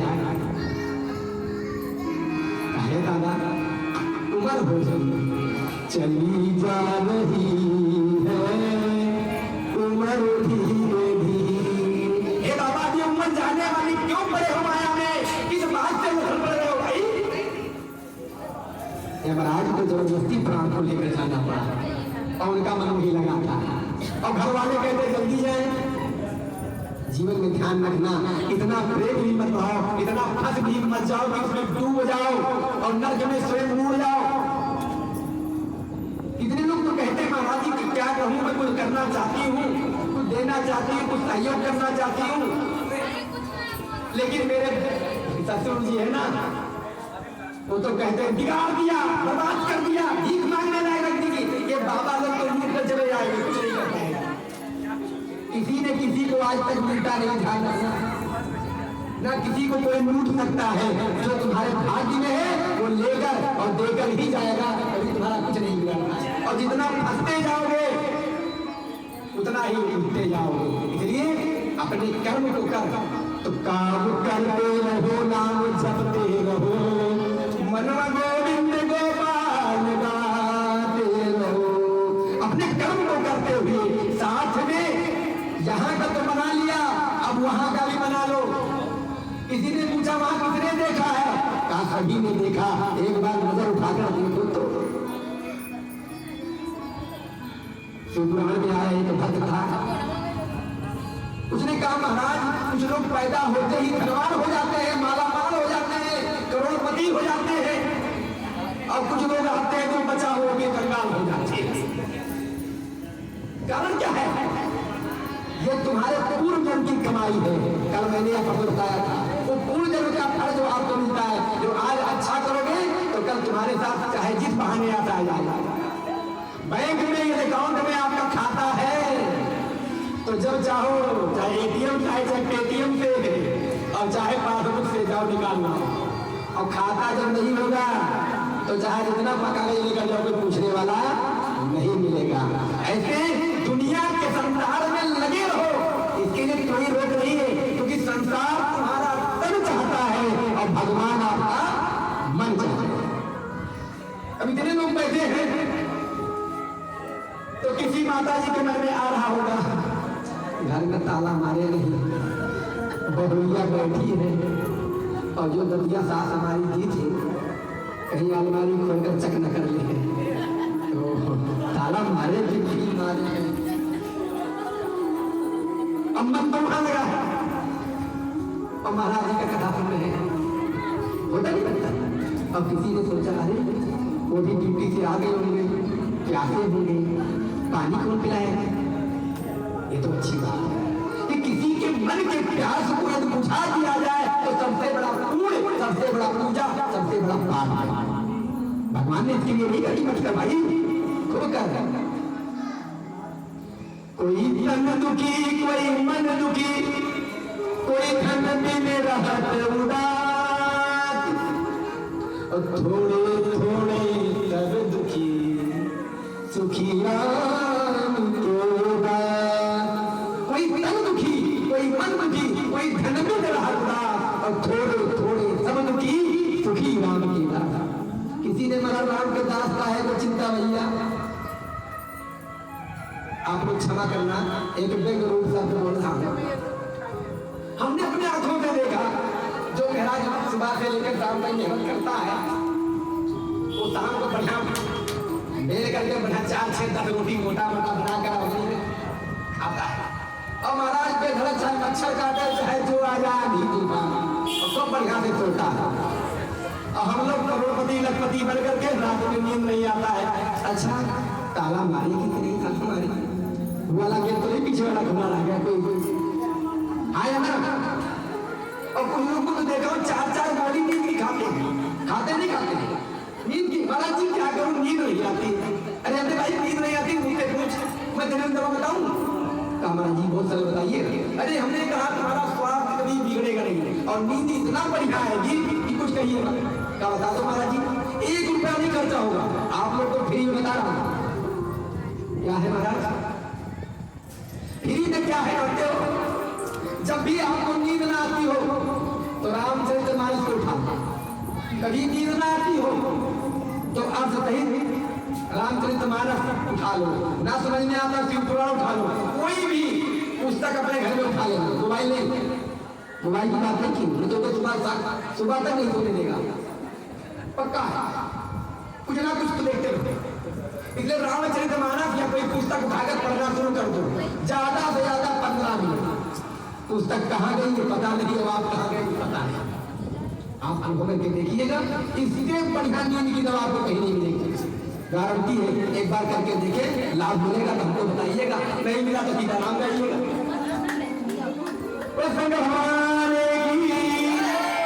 ये नींद की दवा जरूर से बदल लेना, देखना फायदा कितना मिलता है, लाभ मिला कि नहीं मिला। तो जीवन में ध्यान रखना, धन होने पर किसी ने कहा तुम धन कमाओ, वैभव कमाओ, संपत्ति कमाओ, हम बाद में सुख भोगेंगे। अरे भाई जिंदगी भर कमाते रह गए और जब शक्ति की आवश्यकता पड़ी तो आज हमारे पास चलने लायक कुछ बचा ही नहीं। नेता कहते और धन आ गया, स्वास्थ्य भी ठीक है, डॉक्टर ने कहा भैया शुगर हो गया, अब खा नहीं सकते। तो मानो परमात्मा कहना चाहते हैं कि शक्ति के साथ जीना सीखो, और शक्ति रहेगी तो संसार तुम्हारे मुट्ठी में बनी रहेगी। इसलिए अपने शरीर को पहले ध्यान देना, स्वस्थ रहोगे तो सब कुछ प्राप्त।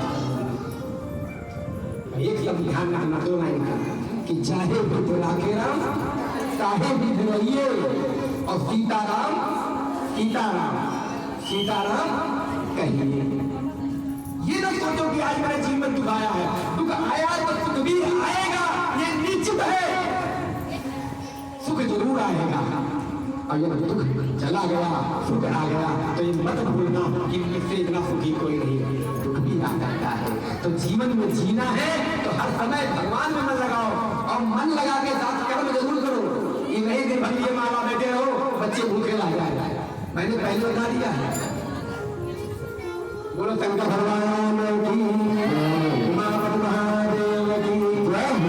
तो भाग्य भक्त भगवंत गुरु चतुर्नाम बटोरे, इनके पद बंदन किए नाथ देव। ये जो भक्त हमारे हैं, जो भक्तिमयी माता है, जो हमारे भाव से आए हुए नागेश्वर धाम के भक्त हैं, मानो स्वयं सरोवर है, शक्ति की ऊर्जा है, जीवन में सुख देने वाला ये मानो स्वयं सागर है महाराज। इसमें जितना गोता लगा पाओ इस नागेश्वर धाम में आपकी जय जयकार होगा। महाराज भोलेनाथ की कृपा ऐसी जब होती है तो माता की कृपा सदैव बनी रहती है। आप लोग स्वयं शेरा वाली है, जगत जननी है, हम लोग को रास्ता दिखाने वाली, मार्ग बताने वाली मेरी माँ है, मेरी बहन है। जब महाराज सती के खुद का योग में भस्म होकर के योगाग्नि ने अपने प्राण को जब त्याग दिया महाराज, तब भोलेनाथ बहुत दुखी हो गए, और दुखी होने के बाद उन्हें वीरभद्र को भेजा। उन्होंने जाकर के यज्ञ विध्वंस कर डाला और सब देवताओं को यथोचित फल दिया। सती ने मरते समय शिव से यह वर मांगा कि हे प्रभु, हर जन्म में आप मेरे पति हो, इसी कारण मैं आपसे निवेदन बार बार करती हूँ। और आज मेरी मैया पार्वती के रूप में हिमाचल के घर में पधारी है। बोलो पार्वती मैया की, उमापति महादेव की। और महाराज जय जयकार होने लगा। और क्या कहना, भोले बाबा की पूर्ण कृपा हो गई। और जय जय गिरवर राज किशोरी, जय महेश मुख चंद चकोरी, और जय गज बदन खड़ालन माता, जगत जननी निरे दुर्गा। तो जय जय गिरवर राज किशोरी, जय महेश मुख चंद चकोरी, जय गज बदन खड़ालन माता, जगत जननी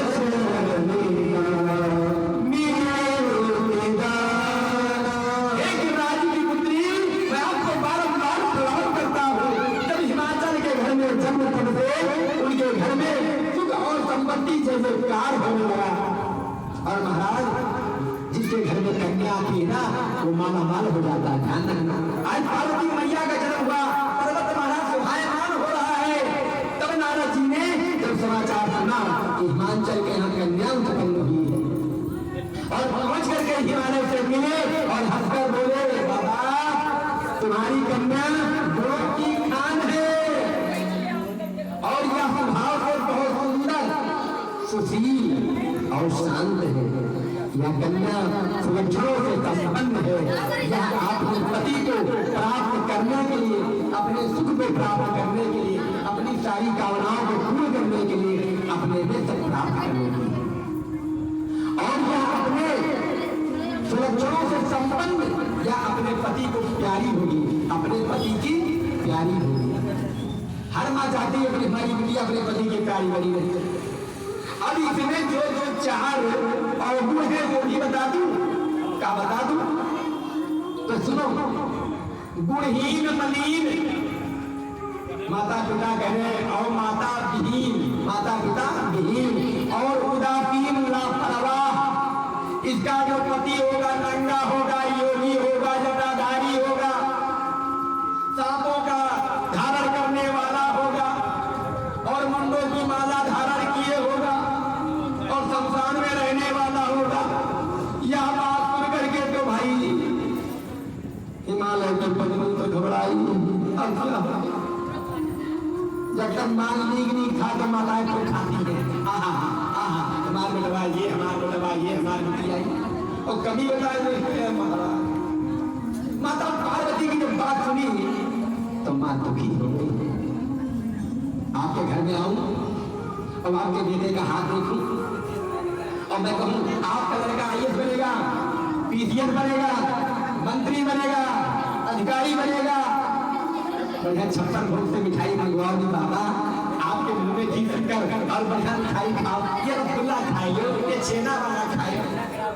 और कहीं मुंह से निकल गया कि लड़का आपका बाबा बनेगा, कहीं चैला उठाओ दिमाग खराब बाबा का। IAS बनना था, मंत्री बनना था, अधिकारी बनना था, तो बाबा को मिठाई 56 भोग खिला रही थी, और जैसे निकल गया बाबा बनेगा, कहीं चैला उठाओ दिमाग खराब होगा। ऐसे ही माता चिंतित हो गई और उन्होंने देवकी से उसका उपाय पूछा। तब नारद जी ने बोला, जो दोस्त मैंने बताए मेरे अनुमान से ये सभी किसी और में हो ही नहीं सकता, वो है वो शिव में। किसमें है? शिव में है। अगर शिव जी के साथ विवाह हो जाए तो यह दोष गुण के समान ही हो जाएंगे, सारा दोष निवारण हो जाएगा। ये तुम्हारी कन्या तब करे तो शिव जी ही किस्मत बदल देंगे। महाराज माता जी ने सोचा अब तो बड़ा अच्छी बात है, भोला मिल रहा है, बहुत बड़ी बात है। लेकिन भोले और दुल्हा पहले देखने में जुड़े अच्छा लगता था, और जब ब्याह होकर घर में 4-6 महीना बीता तब कही दादा हमारा तो कर्म फाड़ गया, कैसे बौरा पति मिलेगा। किसी ने पूछा जीवन में करना है तो क्या करूं? क्या करना है तो प्रभु का भजन करूं और साथ में अपना कर्म करूं। मेरे भोले बाबा हर प्रकार से व्यवस्थित बना करके सारी सुविधाओं से संपन्न होकर के और बड़े प्रेम से बोलते हैं। और जब माता पार्वती ने सुना कि मेरे पति भोले होंगे और वो भी तब और तपस्या से मिलेंगे, तो क्यों ना तपस्या करूं। जितनी माताएं बहनें बेटियां हमारी हैं ये छोटी होती है ना, लेकिन 5 साल जैसे हुई ऐसे लोटे में मम्मी हम भोले को पछने जा रहे हैं, और लोटे में जब भर लिया माता जाती है ना, अब पहुंच गई बेटिया, ए भोले बाबा हमारी बिटिया को भी अच्छा दुल्हा देना। खूब माने खूब मुहाए, और वो बेटी भी को पछती है, भोले को नहीं पछती है, हर शिवरात्रि हर उसमें। अब महाराज माता जी ने पूजा करना प्रारंभ किया। बेल पात में परम सुखाई, तीन सहस्र मत भयो मनोरथ सुफल, तब तुने जन्मार और परिहर कहो सब आब मिली है त्रिपुरार, अब मिली है त्रिपुरार। इतना तपस्या माता जी ने किया पार्वती ने कि बाबा भोले मिले गए। अब कभी कभी महाराज सुनने में क्या आता है, कहीं हे बहनी बहुत पूजा करते हो ना, देखो कैसे मिला, और कहीं के भी कपड़ पूजा नहीं की तो देखो क्षमा चंपति मुहाए तात मुहाए, तब दुनिया यहाँ गोदी में घूम रहा है। शिकायत होता है कि हमारी बिटिया तो महाराज बहुत पूजा की लेकिन कोई फायदा नहीं, और ये देखो कुछ नहीं। अब महाराज बड़े प्रेम से बाबा भोले आज कृपा हो गया, नारद जी ऐसी बात कहे, लेकिन माता जी कुछ नहीं। अब पार्वती मां विचित्र हो गई थी कि मेरी बेटी का विवाह ऐसे घर में होगा। अपनी पुत्रा जो अपनी पुत्री है उसके प्रति कौन ऐसा माता पिता नहीं जो ना सोचता उसका कल्याण हो। और माता तो बहुत प्रिय थी, पार्वती को देखकर मैना अपने गले से लगा लेती, हृदय में फल लेती है। और पार्वती ने अपनी माँ से कहा, माँ मुझे एक ब्राह्मण की कृपा है, आपका आशीर्वाद है, अपने लोगों का आशीर्वाद है और नारद जी का आशीर्वाद है, और पति मिल रहा है तो उससे बढ़कर क्या हो सकता है। कहा कोई बात नहीं बेटा, तुम्हारी किस्मत में जो लिखा ठीक है, जब भोलेनाथ मिले तो इससे अच्छा क्या हो सकता है। चलो जय जयकार हो जाए। अब सब खुशी मन से बड़े प्रेम से तैयार हो गए, माता भी खुश हो गई और सारी बात को लेकर भोले बाबा के पास नारद जी पहुंच गए। अब क्या कहते हैं?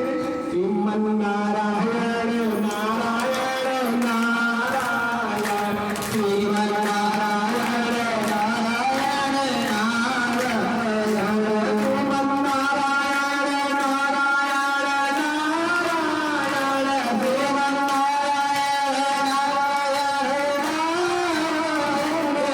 नारायण नारायण नारायण, नारायण नारायण भगवान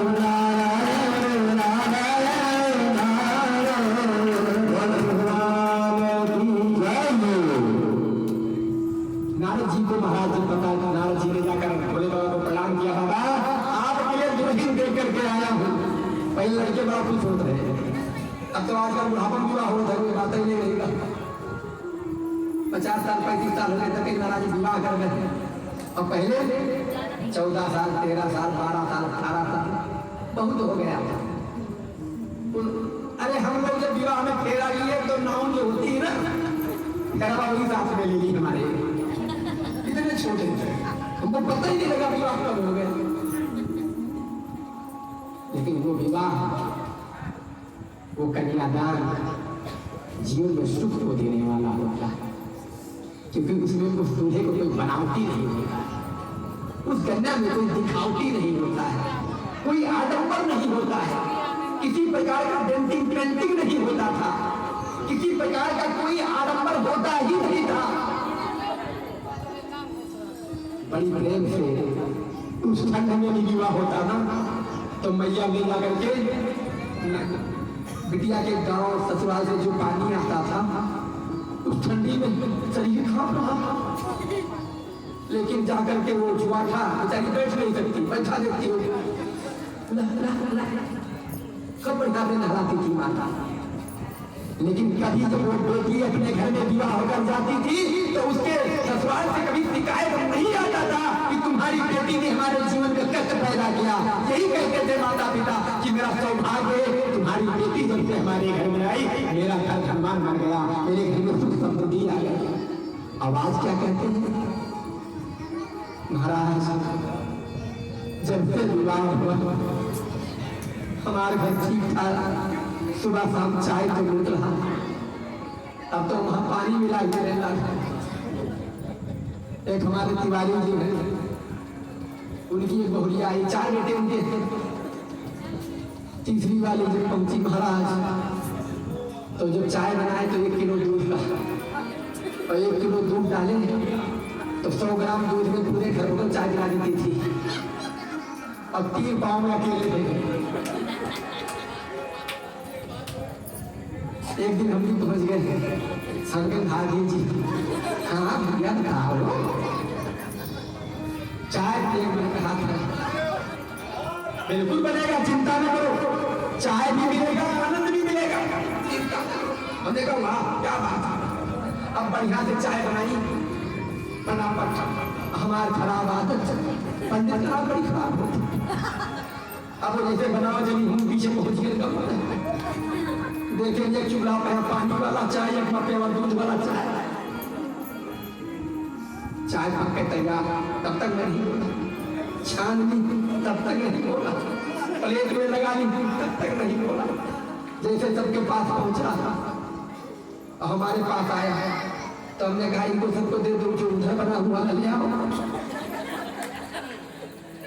उनके घर वालों ने कहा रे महाराज चाय तो यही बनी, तुमको कैसे पता? अरे हमने कहा हमको पता है, मैं अपने अंतर्दृष्टि से देख लिया, मेरे आंखें बड़ी तेज पीछे भी दिखती है और मैं बड़ा तेज हूँ। अच्छा ऐसा नहीं हो सकता।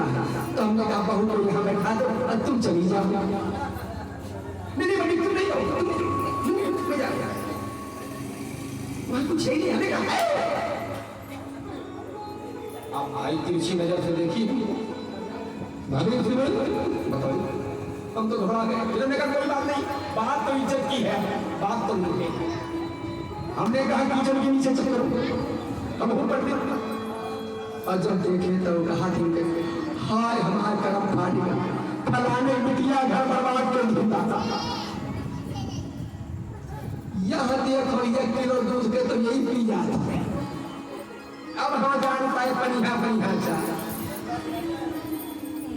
भाई उस दिन तो कुछ नहीं बोली, सब लोग हम भी चले आए। तीसरे दिन उनके पति और उनका परिवार बैठा, कहा देखो अब आपका बेटा और बहू ये हमारे दोनों हमारे पास अब नहीं रहेंगे, ये तीनों इधर रहेंगे, छोटा वाला बड़ा व्यवस्था बनावे, अब उसी में दूध पिएंगे। कहीं ध्यान रखना माताओं कि जब भी भोजन बनाओ, पानी दो, चाय बनाओ, यदि एक किचन में बनता है तो बराबर सबको पिलाना, नहीं तो मत पिलाना, हाथ जोड़ लेना। जब एक बात में दो बात होता है वो परिवार में कभी सुख नहीं हो सकता है, उस परिवार में कला ही बना है। चाहे जिस घर में जाकर देख लेना, जिस घर में ऐसा होता है वो घर सुख का कारण नहीं होता। इसलिए कभी भी अब ये तो नहीं कहेंगे कि शुगर हमको है या आपको है और उसमें चीनी डाल के देखेंगे तो फिर वो गलत हो जाएगा।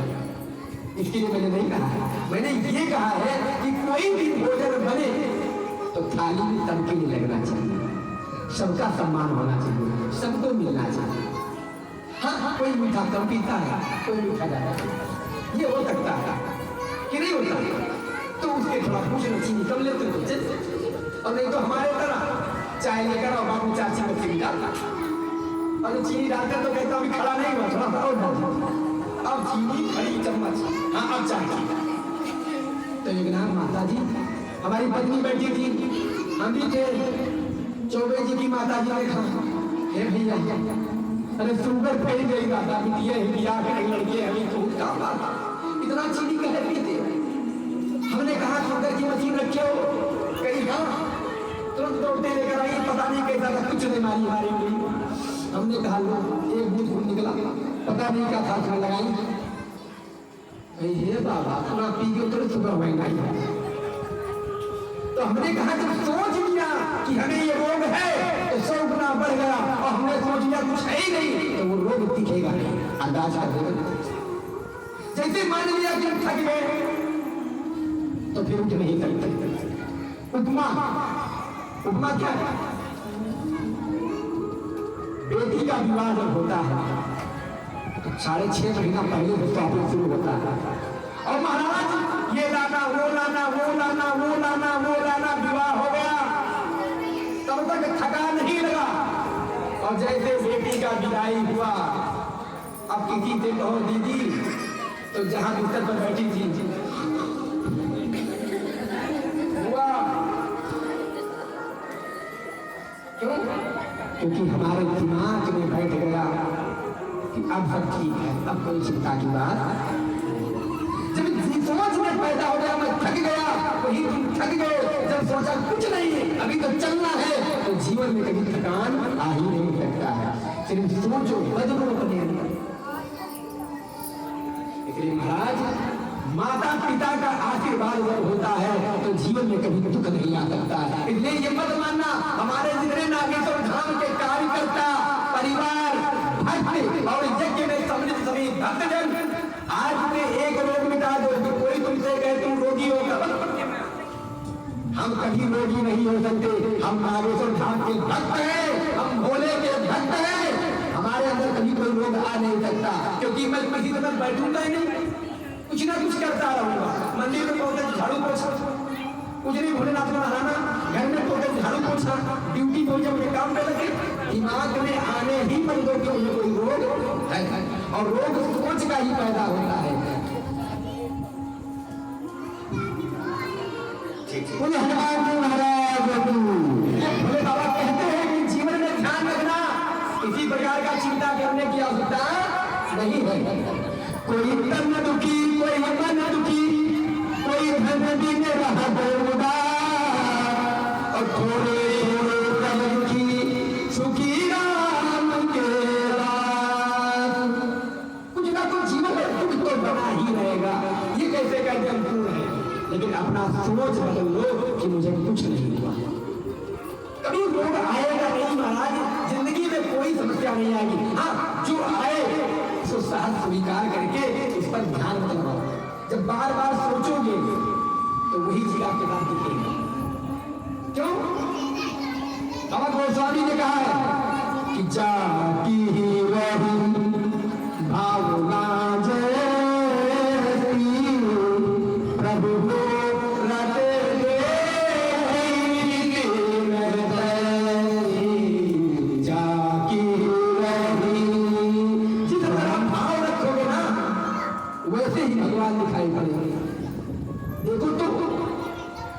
भाव कैसा है। पहले जब डॉक्टर के पास हम जाते थे तो हाथ पकड़ता था, अरे भाई का कोई रोग नहीं, क्या चाहता है, क्यों थी। अभी मीठी मीठी बोली और ये लीजिए 4 मिनट नाटक, आवाज क्या है, कुछ नहीं है। और जैसे कहा डॉक्टर साहब, भाई साहब हम लेट कर देंगे, बीपी आपका हाई है, शुगर बहुत ज्यादा हो गया है, अब जांच कराना पड़ेगा। 5000 का जांच किया, दुनिया भर में निकल आया, और सोच इतना पैदा कर दिया कि अस्पताल पहुंच गए थे दिखाने, ये भर्ती हो गई। इसलिए सोच बदलो, जब अच्छी भाव रखोगे, अच्छा विचार रखोगे, किसी के पद में ईर्ष्या नहीं रखोगे, कपट नहीं रखोगे, तो जीवन में समस्या आ ही नहीं सकता है। यही मेरे प्रभु कहना चाहते हैं। इसलिए महाराज आज भोलेनाथ के पास नारद जी जब पहुंचे, कहा भोले बाबा तुम्हारे लिए दुल्हन देख करके आया हूँ। बड़े खुश हो गए, देख करके खुश हो गए कि महाराज दुल्हन बड़ा अच्छा मान गए। बोल भगवान की जय हो, गोविंद मेरे है, गोपाल मेरे है, बिहारी नंदलाल मेरे है, गोविंद मेरे है, गोपाल मेरे है, बिहारी नंदलाल मेरे है, गोविंद मेरे है, गोपाल मेरे है, गोपाल की जय हो। बोले बाबा ऐसे की बात बताते हैं। और नारद जी ने कहा बाबा, बोले बाबा ने सोचा कि किसी के कहने जल्दी पड़ना नहीं चाहिए, ध्यान रखना, कोई रिश्ता बताए तो जान लो, लेकिन उसको देखने भी जाना चाहिए। आज का जो ऑनलाइन विवाह होता है 90% फर्जी होता है। कहीं 3 विवाह किए, कहीं 4 किए हैं, और कहीं कहीं तो क्या कहना भी बताना ही। इसलिए जब भी विवाह के विचार करो, भोले बाबा ने कहा विचार करके विवाह के लिए सोचना है, कुछ भी करना जीवन में है तो पहले उस पर विचार करना चाहिए। तो विचार करोगे तो कभी असफल नहीं होगे, क्योंकि 5 ग्रहण करने जा रहे हो। तो सप्तऋषियों को माता पार्वती के पास परीक्षा लेने के लिए भेज दिया, और सप्तऋषियों ने पार्वती से पूछा जाकर के तुम किसके लिए इतना बड़ा कठिन तपस्या किया, पाठ किया, पूजन किया और तब कर रही हो। तब पार्वती ने समझाते हुए कहा, आप लोग मेरी मूर्खता को सुन कर हंसोगे, मैं ऐसे शिव को अपना पति मानना चाहती हूँ। पार्वती की बात सुन करके सभी ऐसी हंसने लगे और बोले कि तुमने उस नारद का उपदेश सुन करके शिव को अपना पति मान लिया है क्या? जो सब कुछ चौपट कर देता है उसकी बात सुन लिया तुमने। नारद क्या करने वाला था, कहा जाता वहां करता, उसके ऊपर विश्वास करके तुम ऐसा पति चाहती हो जो स्वभाव में ही उदासीन और गुणहीन, निर्लज्ज, विसहले वाला, विष पीने वाला, बिना घर वाला, नाग घर शर्मी डालने वाला और महाराज नागों को गले में धारण करने वाला, ऐसे पर के लिए तुमने इतना घोर तपस्या की है। क्या मिलेगा, कौन सा सुख मिलेगा? कोई ऐसा बेटी, कोई ऐसा मां नहीं चाहती है जो अपने बेटी को ऐसे जगह भेजे। मैं कहूँ बेटा, कहिए बाबा आप हमारा कहाँ माने, तो हम बताएं हमने तुम्हारे लिए बहुत अच्छा वर चुना है। हमने तुम्हारे लिए जो वर चुना है वह लक्ष्मी का स्वामी है और वैकुंठपुरी का रहने वाला है। तब पार्वती माता उनकी बात को सुन करके बोली, कहा हे बाबा, कहा कि मेरा हक ही पर्वत ही है, और जो पर्वत की बेटी होती है वो पहाड़ के समान होती है, सामने कोई भी आ जाए उस बात से हटकर नहीं जाने वाली। मैं पर्वत की बेटी हूँ और पर्वत के समान मजबूत हूँ। मैं अपना यह जन्म शिव के लिए आ चुकी हूँ, इसलिए मरूंगी तो उनके लिए करोड़ों जन्म के जन्म मिले तो मैं अपने भोले के लिए जीऊंगी। यही जीव रहेगी। तो पार्वती की यह बात सुनकर सभी ऋषि मुनि खुश हो गए। आप हमारा हैं, आप शिव भगवान की अर्धांगिनी होने वाले हैं, आप दोनों समस्त जगत के माता पिता हैं। मैंने मान लिया जिस बेटी का विवाह में बाधा आता हो, जिस बिटिया का विवाह में देरी होता हो, विवाह नहीं होता है, तो एक मंत्र रट लो और उपाय करना शुरू करोगे तो बहुत जल्दी विवाह होगा। आता होगा कि कात्यायनी महामाए महायोगिनी नदीश्वरी, कात्यायनी महामाए महायोगिनी नदीश्वरी, नंद गोपसुतम देवी पद्मे कुरुते नमः।